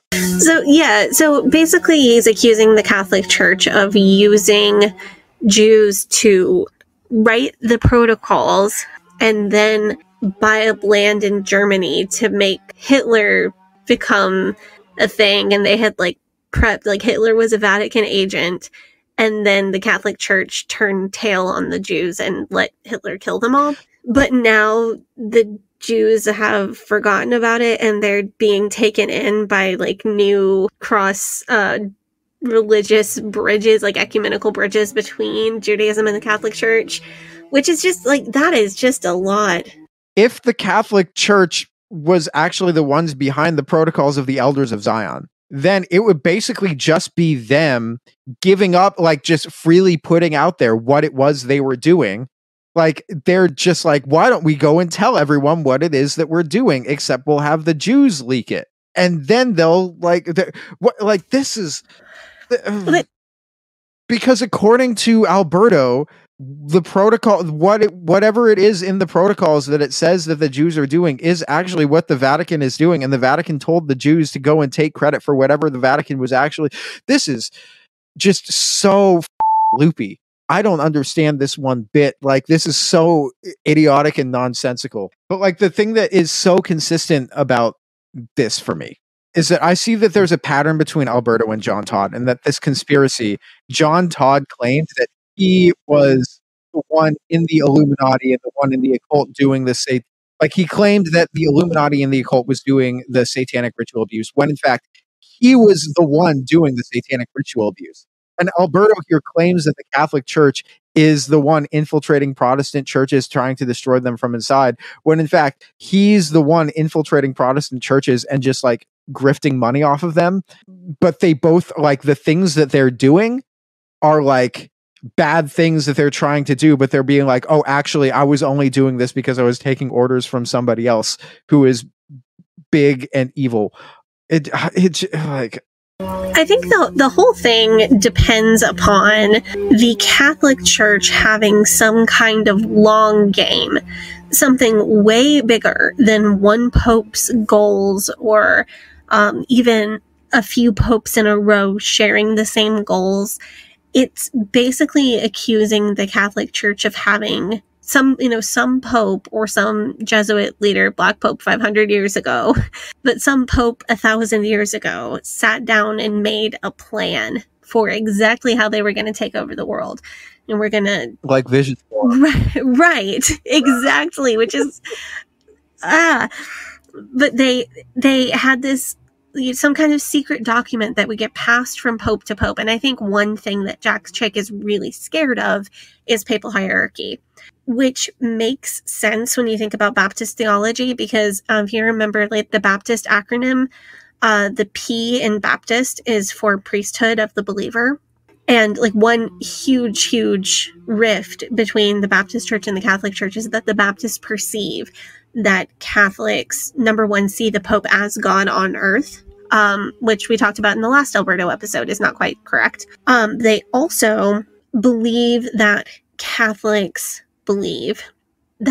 need to go through a priest in order to access God because of the sacrament of confession specifically. And the Baptist thing is like, well, I don't need to go to a priest to confess my sins and get forgiveness from God. I can just go and pray and ask God for forgiveness for my sins.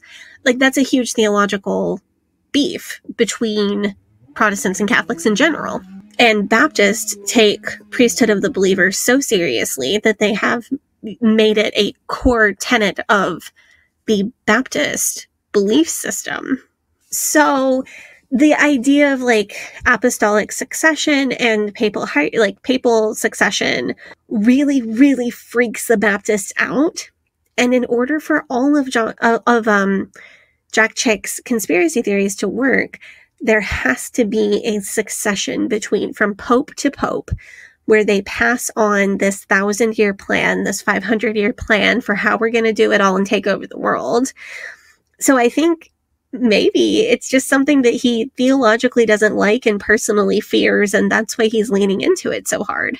And we do know from our discussions of Jack Chick that his personal fears and anxieties and problems tend to find their way into his comics. Yeah, and that's what I see here. I think that's a really salient point, Sadie. That's a very poignant point. I want to move on to just a couple of other wacky things from this comic. Alberto says that Jim Jones was a Jesuit. Yes. So specifically, Alberto says that the Jesuits did Jonestown on purpose because they knew it would scare the U.S. government, and the government would make laws to prevent the quote-unquote real Christians from being able to set up retreats, so that when the tribulation comes, the real Christians will have no place to hide, which, Waco and Ruby Ridge show us absolutely worked. Good job, Jesuits. This is totally loony to me. I feel like the Vatican is like formulating a secret plan to get rid of Christian summer camp. The Vatican is run by Satan, and Satan knows that the events in Revelation are literally true and definitely going to happen. So Satan is making plans now to make sure he can get the most people during the events of Revelation so that he can, make one final attempt to take down God. I mean, if he had said that Jim Jones is a communist and communists are working for the Jesuits, that wouldn't have been like true, but it would have made sense because Jim Jones was like a communist, because if he had like said Jim Jones preaches a false form of Christianity on instruction from the Vatican that conflates capitalism and sin, and therefore communism is like a secret papal construction, that would have made sense. But in order for him to do that, I think he would have had to do a lot more research and actually learn more about Jim Jones than he actually knew about Jim Jones. Like, right.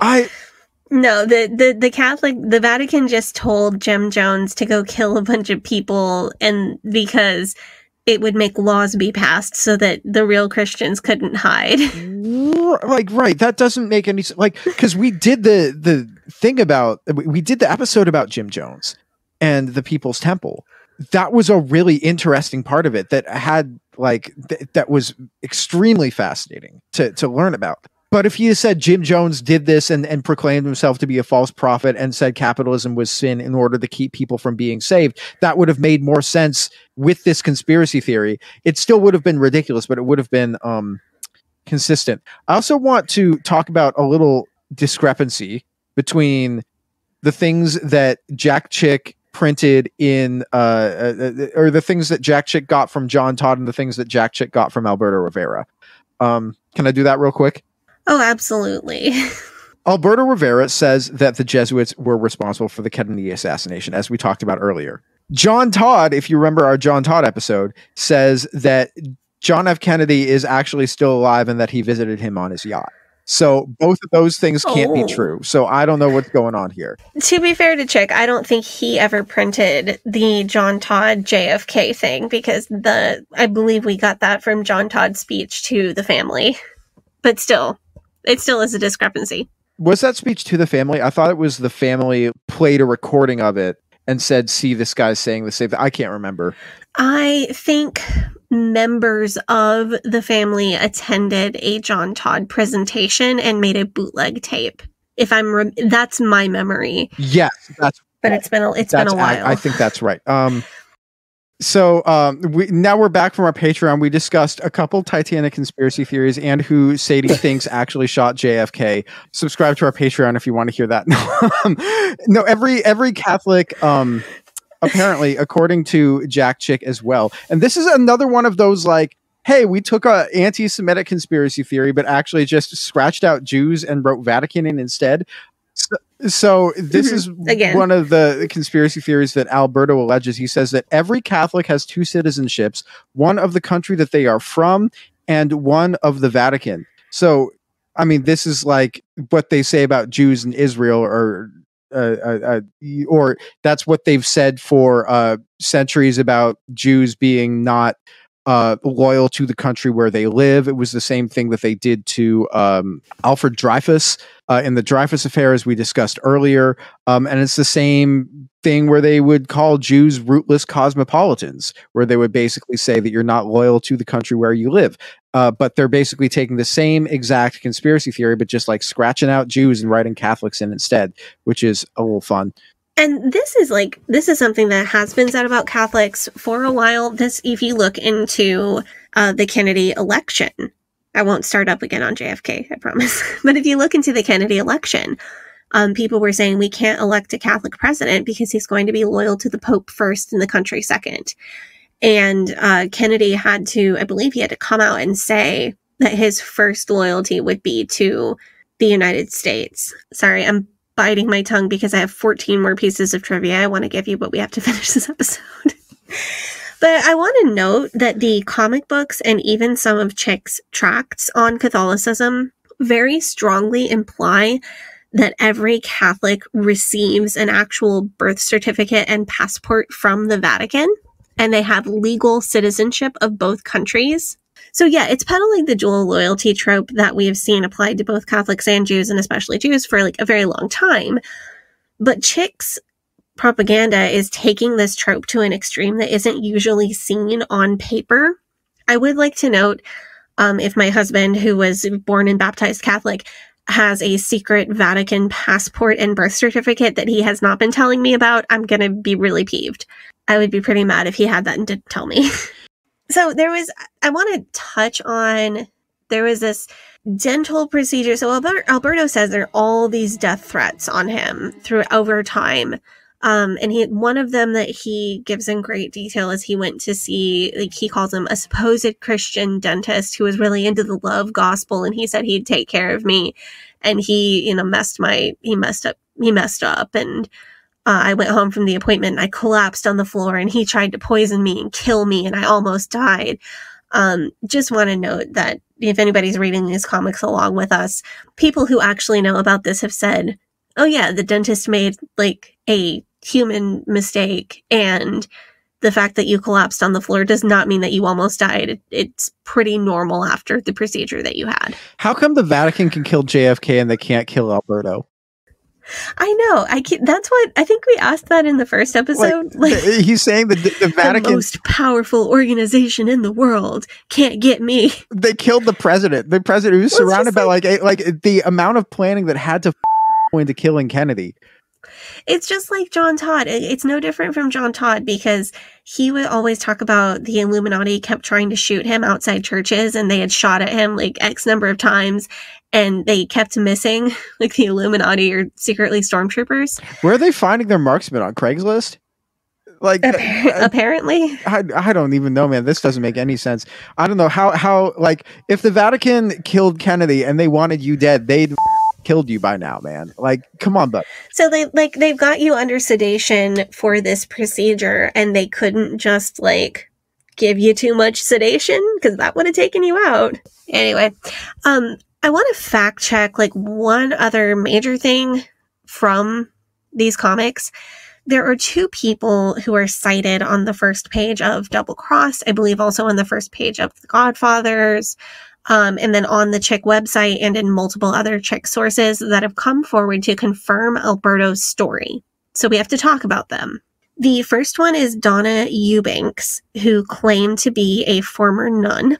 And here's her quote. I am now a true Christian by the grace of God after 23 years as a nun of the Sisters of St. Joseph. I can state from personal knowledge that Dr. Rivera is telling the truth about the Roman Catholic system. I could not find anything about this person online. I found an obituary from 2017 that might have been her. It didn't mention her former nun experience or what denomination she was being buried by or anything like that. The one thing I was able to track down is that the Sisters of St. Joseph is a real religious order, which is active in Minnesota, Kansas, Illinois, Indiana, Louisiana, Michigan, Ohio, and West Virginia.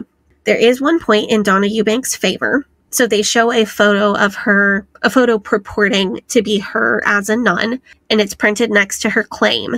And in this photo, she has a black dress, a white head covering with a black veil over it, and the veil has very distinctive, sharply pointed corners that almost a cat ear shape.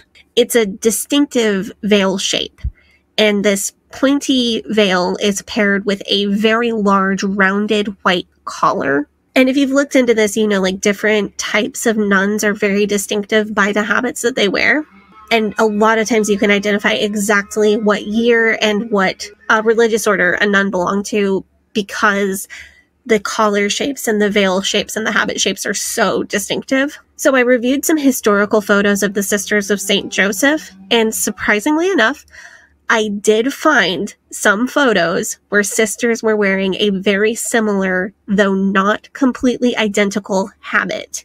So we don't know anything about Donna Eubanks. We don't know if she ever existed. I was not able to find anything at all about her. But the photo that purports to be her, that is printed next to the quote that purports to be from her, is most likely a photo of someone who belonged to the Sisters of St. Joseph. So I used this photo to try to do to do a reverse image search. Yeah, I tried that too. Yeah, the only photo the only place it shows up is Jack Chick's websites, as well as other websites that were quoting Jack Chick. I do find it odd that she's saying the Roman Catholic system and not the Roman Catholic conspiracies. You know what I'm saying? Because system makes it sound like maybe one or two of the allegations that Alberto had about Catholicism's priests and nuns having babies in secret, that could be true. But system doesn't make it sound like, oh, this is an evil plot to take over the world. Yeah, Alberto also refers to it often as the Roman Catholic system instead of the Roman Catholic Church because he doesn't want to legitimize with the term church. Oh my God. So it's just interesting that there's nothing else online about her. She just basically does not exist otherwise online. Because if this person was really an ex-nun and she wanted to tell the truth about Catholicism, why would she only ever speak to Jack Chick one time to give a 2-sentence statement? Where's the rest of her story? Why didn't Chick write a comic about her story also? Why would she not go on speaking tours like Alberto? I get that, maybe she was afraid of the Catholics coming after her and trying to kill her like they did Alberto. But if you were that afraid of it, maybe you would not speak out at all.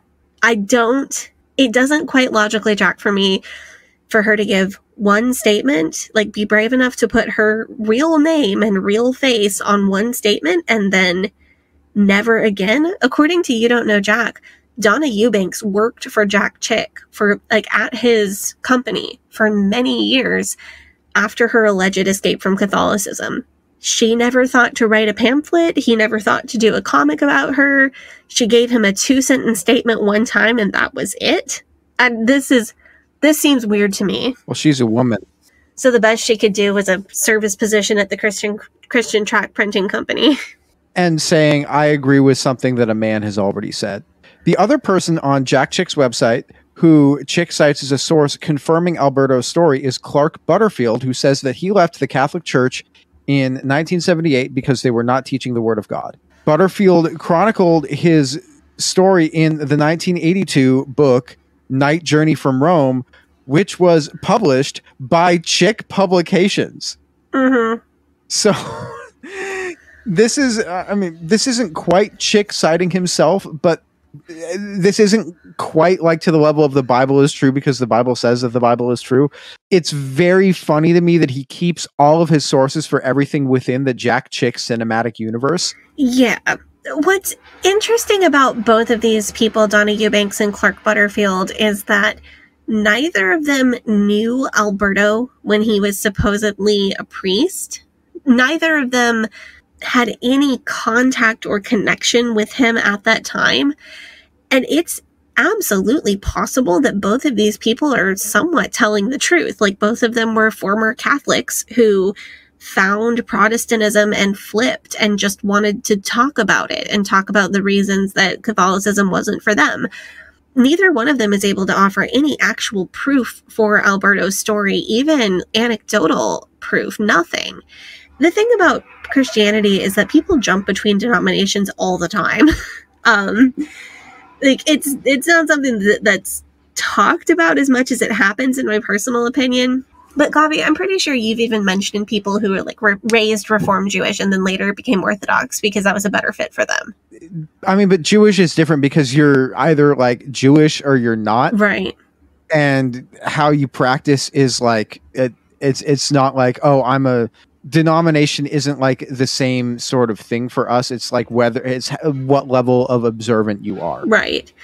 But in Christianity, people go from Protestant to Catholic, or from fundy to Catholic, or from Catholic to Protestant, and I've definitely seen Catholic to IFB, and every other direction all of the time. I have seen people switch from Lutheran to Methodist because the Methodist church was 5 minutes closer to their house or closer to the better buffet to go to after Sunday church.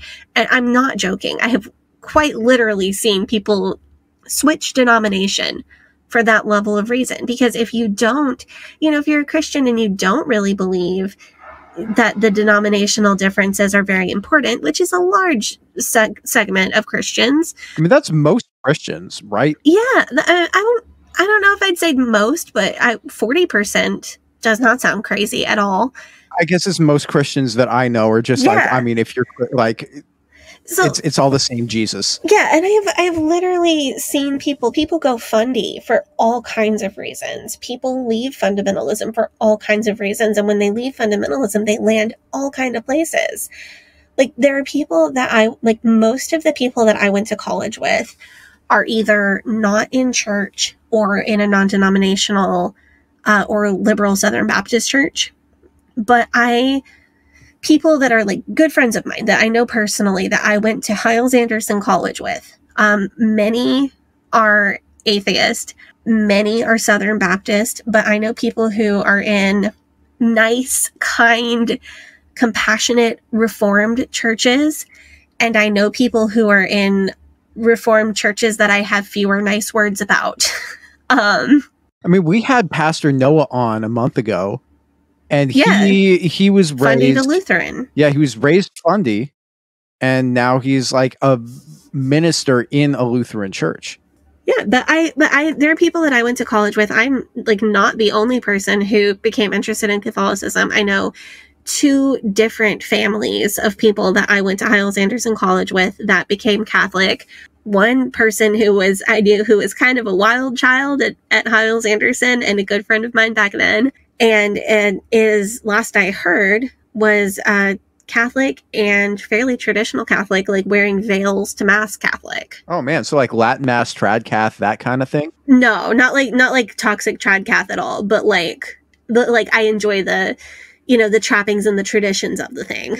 But I know people who have ended up all kinds of places. So it's not like Donna Eubanks skeeves me out a little bit. And I'm like, did she really exist? Like, who is this person? But Clark Butterfield, he absolutely could have just been a Catholic who didn't like it, got sick of it, became fundy, and wrote a book. It doesn't prove or disprove Alberto's story. It has nothing to do with Alberto's story. And the fact that this is the proof that Jack Chick can drum up is awful. I also want to mention that I read some of the reviews of Clark Butterfield's book, and all of the reviews either fell into the category of Clark Butterfield, you're an inspiration to us all. Jack Chick was so amazing to publish your book, that kind of thing. Or people were just like, this book is like completely made up and complete. And if you just like read it for 5 minutes, you'll be able to tell that this is complete. It's like that's like the two people who are reviewing the book. Maybe we should hold our noses and do it. Oh God! If you want to, then sure, we can do that. Do you want to talk about the IFB response to Alberto's story falling apart? Yes. In the early 80s, there were several major exposés published about Alberto, similarly to how Mike Warnke and John Todd and who was the other grifter that we talked about? Anyway, all had like these major Christian magazines coming after them like, hey, this guy's story does not line up. Don't listen to him. I have a fun story about Alberto. Do you remember Roland Rasmussen? This is the guy that like John Todd was a member of his church, but then he caught John Todd having a tape recording of him doing satanic when he said he was on the Jesus train. And then he's like, oops. Yeah, like the rare win for an old school IFB guy. I remember this. It feels like a fever dream, but yes, I remember this. According to Cornerstone Magazine, Rasmussen came after Alberto too. He asked Alberto to do a lie detector test. And Alberto was like, yeah, sure, I'll do a lie detector test. And Rasmussen made appointments for Alberto to do the polygraph 3 different times, and Alberto just no-showed to all 3 of them. I mean, polygraphs don't actually work. Lie detectors don't actually work, but it does say quite a bit that Alberto wouldn't show up to it. Yeah, it absolutely does. But I do feel like Roland Rasmussen clearly has a better BS filter than... So I want to talk about the aftermath of the Cornerstone and Christianity Today responses or exposés on Alberto Rivera. So as we mentioned last week, Alberto Rivera had a lot of people coming for him and accusing him of being a fraud and a con man. He had churches coming after him for basically being a frequent scammer, con artist, grifter, that kind of thing. Yeah, he said that he was infiltrating a bunch of Baptist churches and then like getting them shut down by the government. What he was actually doing was infiltrating a bunch of Baptist churches and then scamming them for money. Yes. And then skipping town. There was one where like he said he was going to build a home, this kills me. This is so funny. He said he was going to build like a retreat, like a home for ex-priests and nuns so they would have a place to stay when they left the Catholic Church. And he scammed like thousands and thousands of dollars. And then this home never materialized, which is hilarious because it's literally out of Mike Warnke's playbook. And John Todd also did the same thing. Yeah, it's such a all of them. All 3 of them did the same thing. He had some defenders, however. As we were talking about earlier, we had Butterfield and we had Eubanks were 2 main ones. But also on Chick's website, there is an open letter written to Christianity Today for their expose on Alberto. And this was a letter written by a Scottish-Canadian theologian, James M. Houston, who is the co-founder and a former chairman of Regent College, which is an evangelical religious college in Vancouver, BC. Houston writes a very, very long-winded letter to Christianity Today defending Alberto. This letter is available on Chick's website. You can read it. But I want to just read a little quote from it here. So it says, considering the evidence set forth in your article, though, I find many things stated of which Alberto Rivera may or may not be guilty. I can find no evidence in the article that proves him to be a fraud, unless, of course, misunderstanding the word fraud. You do state that Rome herself has a lot to say about Alberto, who, in a right frame of mind, unless they are totally ignorant of history, would give heed of her words in light of some of the following evidence. And then he states a few anti-Catholic prejudices that he has and quotes some other famous figures who have wrote or said negative things about the Roman Catholic Church. So it's basically just like, Catholics ain't. This is everyone who agrees with me, including noted historian H.G. Wells. Is one of the people he quotes. So this is not to say that H.G. Wells was not a historian, because he was, but he was this among other things. I find it extremely odd that a Christian fundamentalist would quote him, of all people, to back up their claims about Catholicism, because most notably, H.G. Wells was he was pretty leftist, wasn't he? He was a socialist, right? H.G. Like, yes, he was a historian in some, but it was also like he was also like a cultural critic. Like it would be like quoting Mark Twain in one of the Houston also has a famous quotes in a famous work by Wells, which is called Crux Ansata, I believe is I'm pronouncing that right, but he does not quote the part where H.G. Wells like facetiously calls for the bombing of Rome. Which is, I mean, it's well, just like Alberto left the Mason thing out of the fake Jesuit oath. Houston also alleges that the charismatic movement it was invented by Satan to draw people away from God, and he says that Chiniquy said the same thing as Alberto Rivera, so it must be true, and that the Vatican is making republications of Chiniquy less popular than they used to be. And that's proof that Alberto is right.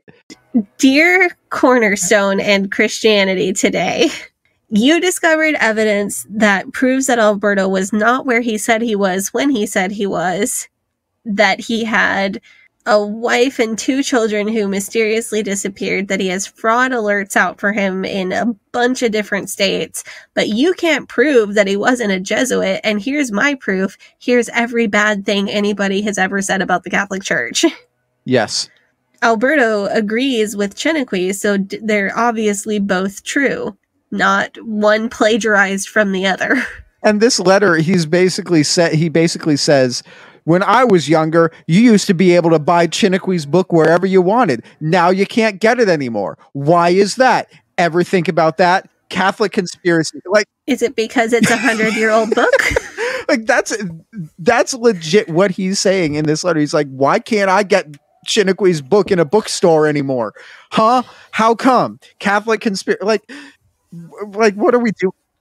He should have just waited like 40 more years, because I found it on the internet in 2 minutes. It's not exactly hard to come by. I mean, it's public domain now. Alberto Rivera died of cancer in, when was it? 1997. He died in 1997 of cancer. Yeah, and he says that he was poisoned by the Jesuits with a substance that causes the appearance of cancer. Right. So before he died, he said, I'm actually not dying of cancer. I'm dying because the Jesuits poisoned me with a substance that makes it look like I have cancer, but I don't actually have cancer. I'm actually being poisoned. And that myth has been perpetuated by everybody who works at Chick Publications to this day. I do think it's a bit funny that he stuck with the story until the end. But I guess, like, if you're dying, then there's, like, no motivation for you to come clean about it. Well, Alberto's widow carried on his mission after his death. And I just wasn't able to find anything about, like, what she's doing now, or if she's still alive, or when I wasn't able to find anything about that. But it seemed like at the time he died, she had plans to carry on his, whatever it was he was doing at the time. Maybe he said that for her benefit. It's a bit odd because Alberto says that he left the Catholic Church in 65, 60, something like that. And he dies 30 years later. I do think that it's a bit odd that he's like, yes, I, who left the Catholic Church 30 years ago, have deep, detailed knowledge about the inner workings of the Vatican's secret bioweapons department.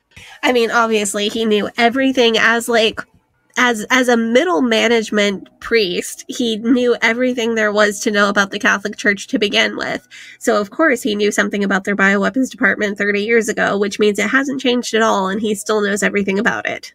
I mean, their plan, this is the same Vatican that had like a 1,000-year plan to take over Jerusalem and never did it. So right. They like to play the long game. Geological timeline. Yeah, I mean, that's kind of where we end with this, right? I mean, like, do you have any final thoughts, or do you want me to? Yeah. I have final thoughts, because I think maybe one question is, what does this have to do with Satan, and why is this in our Summer of Satan? Because you may have noticed, if you're listening, that in 2 parts of this episode, several hours of content, we have not mentioned Satan that much. one reason that this is Satan related is because of all the Book of Revelation stuff, but that is kind of obscure. That's not something that a casual reader would pick up on the way that somebody who was raised in fundamentalism like I would pick up on. I think it's really interesting that it's not enough for the satanic panic to make anything that's remotely Satan associated scary. Like Bob Larson makes rock music scary, makes Alice Cooper scary, makes Kiss scary, and Mike Warnke is making California and hair dye and fingernails scary. And John Todd is making all these claims about the Illuminati, and he's making that scary. But that's not enough for Jack Chick. He feels like he needs to make Christians scared of other Christians. The satanic panic in the outside, like non-IFB world, was so focused on things that are somehow witchy, creepy, or satanic. Ouija boards and different types of music and different types of clothing and satanic supposed symbols. But Jack Chick, because of his end time views, he has to take this even further. And even other Christians who don't think the same way as you have to be just as scary to an IFB person as a pentagram or a Ouija board or a song on the PMRC's hit list. I think it's interesting because this leads me to imagine a world where the IFB and the Catholic Church could have had some kind of communion, and it makes me wonder, would that have been a better world or a worse world? We know that the faults and flaws in the Catholic Church and the IFB have so many similar through lines. There are so many of the horrendous mistakes and sins committed by the IFB institution and by the Catholic institution are similar or even the same in some cases. If the IFB and the Catholic Church had had some kind of ecumenical crossover at this time in the 70s, in the 80s, and the 90s, would that have made a better world or a worse one? Because I'm so optimistic, and I'm wondering, would there have ever been a world where they could have borrowed good from each other? Or would it have morphed into something even worse? That's one question that came up, because this all happened because of end times theology that makes Christians who believe in it have to be scared of everything. And when they couldn't find a way to be scared of other Christians, they made up a way to be scared of other Christians even. It has had such long-lasting repercussions, and like, what would have happened if that had been a different world? No, the real Christians, the IFB and the similar groups like that, they have this need to believe that they are the only ones who have it right, because that's the only way their whole theology works. And it is really interesting the lengths to which they will go to associate other types of Christians with the literal devil to uphold their own need to be right and to be the only true Christians. There's a lot to think about there. It just think about the massive catalog of claims and theories that we have covered in these Alberto comic books. All of that sprung from the IFB need to be right. That's really salient. The thing that I thought the most about this is that over the course of doing this show, we have talked to, I've talked to you, and we've talked to so many people who had deconstruction journeys, who were raised in a harmful environment or an environment that was worsening the world around them, or doing something like that, and who were raised in like a repressive religious environment. When they took the decision into their own hands to leave that and make something else out of their life, that was a very long process that took years and years and years and years and years and years and years for them to deconstruct. When we look at what Alberto Rivera says and what John Todd and Mike Warnke said, for them it was very much just like, and then I realized this thing was bad, and I flipped a switch, and it went from good to, and I went from being an evil guy to being a good guy. It reminds me very much of, do you remember Christine Week, the Monster Energy lady? Yeah. When she left the church that she was raised in, she never deconstructed. She just decided, oh, I guess I'm going to be evil now. I'm going to do sins. And when people get saved and come to Jesus, they just decide, Jesus takes away my sins. I'm good now and you have to trust me. Like, it's the flip side of the thing that they do to protect abusers from justice. The same concept that they use to protect abusers leaves the church open to scammers and grifters. And those scammers and grifters know that divisiveness and fear are the tactics by which they can scam and grift the most. That was very well put. It's really something. And you really, like, we've done this as the third big, like, we did Rivera, we did Todd, we did Warnke. And it's really something how similar they all are. And I guess it does teach us something, because even outside of religion, but especially within religion, I think if we see someone who is trying to influence us through fear, that doesn't mean they're always wrong. It doesn't mean it's always a scam, but I think it's something that always warrants a little bit of extra investigation, because we see that us versus them thinking, the insider versus outsider thinking popping up. And I think anytime anyone is trying to influence you to do anything through fear, it's worth a second look. And I think that's a good note to wrap on. Unless there's anything else you want to say. Yeah, especially if somebody tells you that something or someone is satanic, just like... If somebody's satanic, they'll tell you they're satanic. Yeah. In my experience. Yeah, that is it. Yep, we can wrap up. It really makes those brain wheels turn. Yeah. Thank you guys so much for tuning into this episode. Next week, I think it's our last Summer of Satan episode, which is going to be a lot of fun. What are we talking about next? We're talking about toys that are like banned fundy children's toys. Are we talking about Cabbage Patch dolls? Yeah, definitely going to talk about Cabbage Patch dolls, Pokemon, playing cards. There's a lot. There's a lot to get into. Was Barbie banned? I was not allowed to have Barbie. Oh, okay. Well, I just saw the Barbie movie and I thought it was great. Anyway, so tune in for that one. And then after that, I think it's going to be our 3-year anniversary episode coming right after that. Oh my gosh. I can't believe it's been 3 years. I'm so excited. We'll figure out what we're going to do for that, but it's going to be a lot of fun. If you like our show, if you're a fan of our show, listen to the very, very extended version of today's episode that's going to go on our Patreon, in which Sadie talks about her theories about the Kennedy assassination, and I talk about Titanic conspiracy theories as well as other things. We just have some fun talking about conspiracy theories a little bit. It's a good time. Make sure you check that out on patreon.com/Leaving Eden podcast. You can join our Facebook group and our subreddit. Both of those are called Eden Exodus. You can follow us on Facebook and Instagram and Threads. It is at Leaving Eden Podcast. Sadie, your social media? Yeah, you can follow me on Instagram at Sadie Carpenter Music, on Twitter until the wheels fall off at Hell Yeah Sadie, and on TikTok at Sadie Carpenter 1. And I am no longer on Twitter. I am still on Twitter because I missed the fall of MySpace and I have FOMO about it.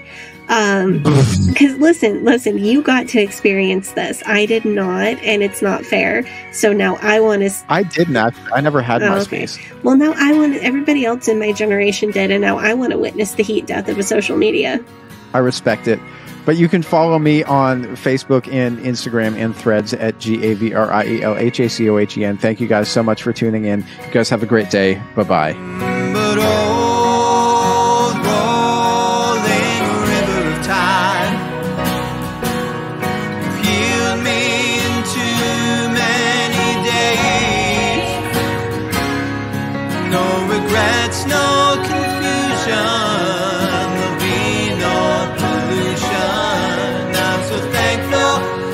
Decided to change my ways. I'm so thankful I decided to change.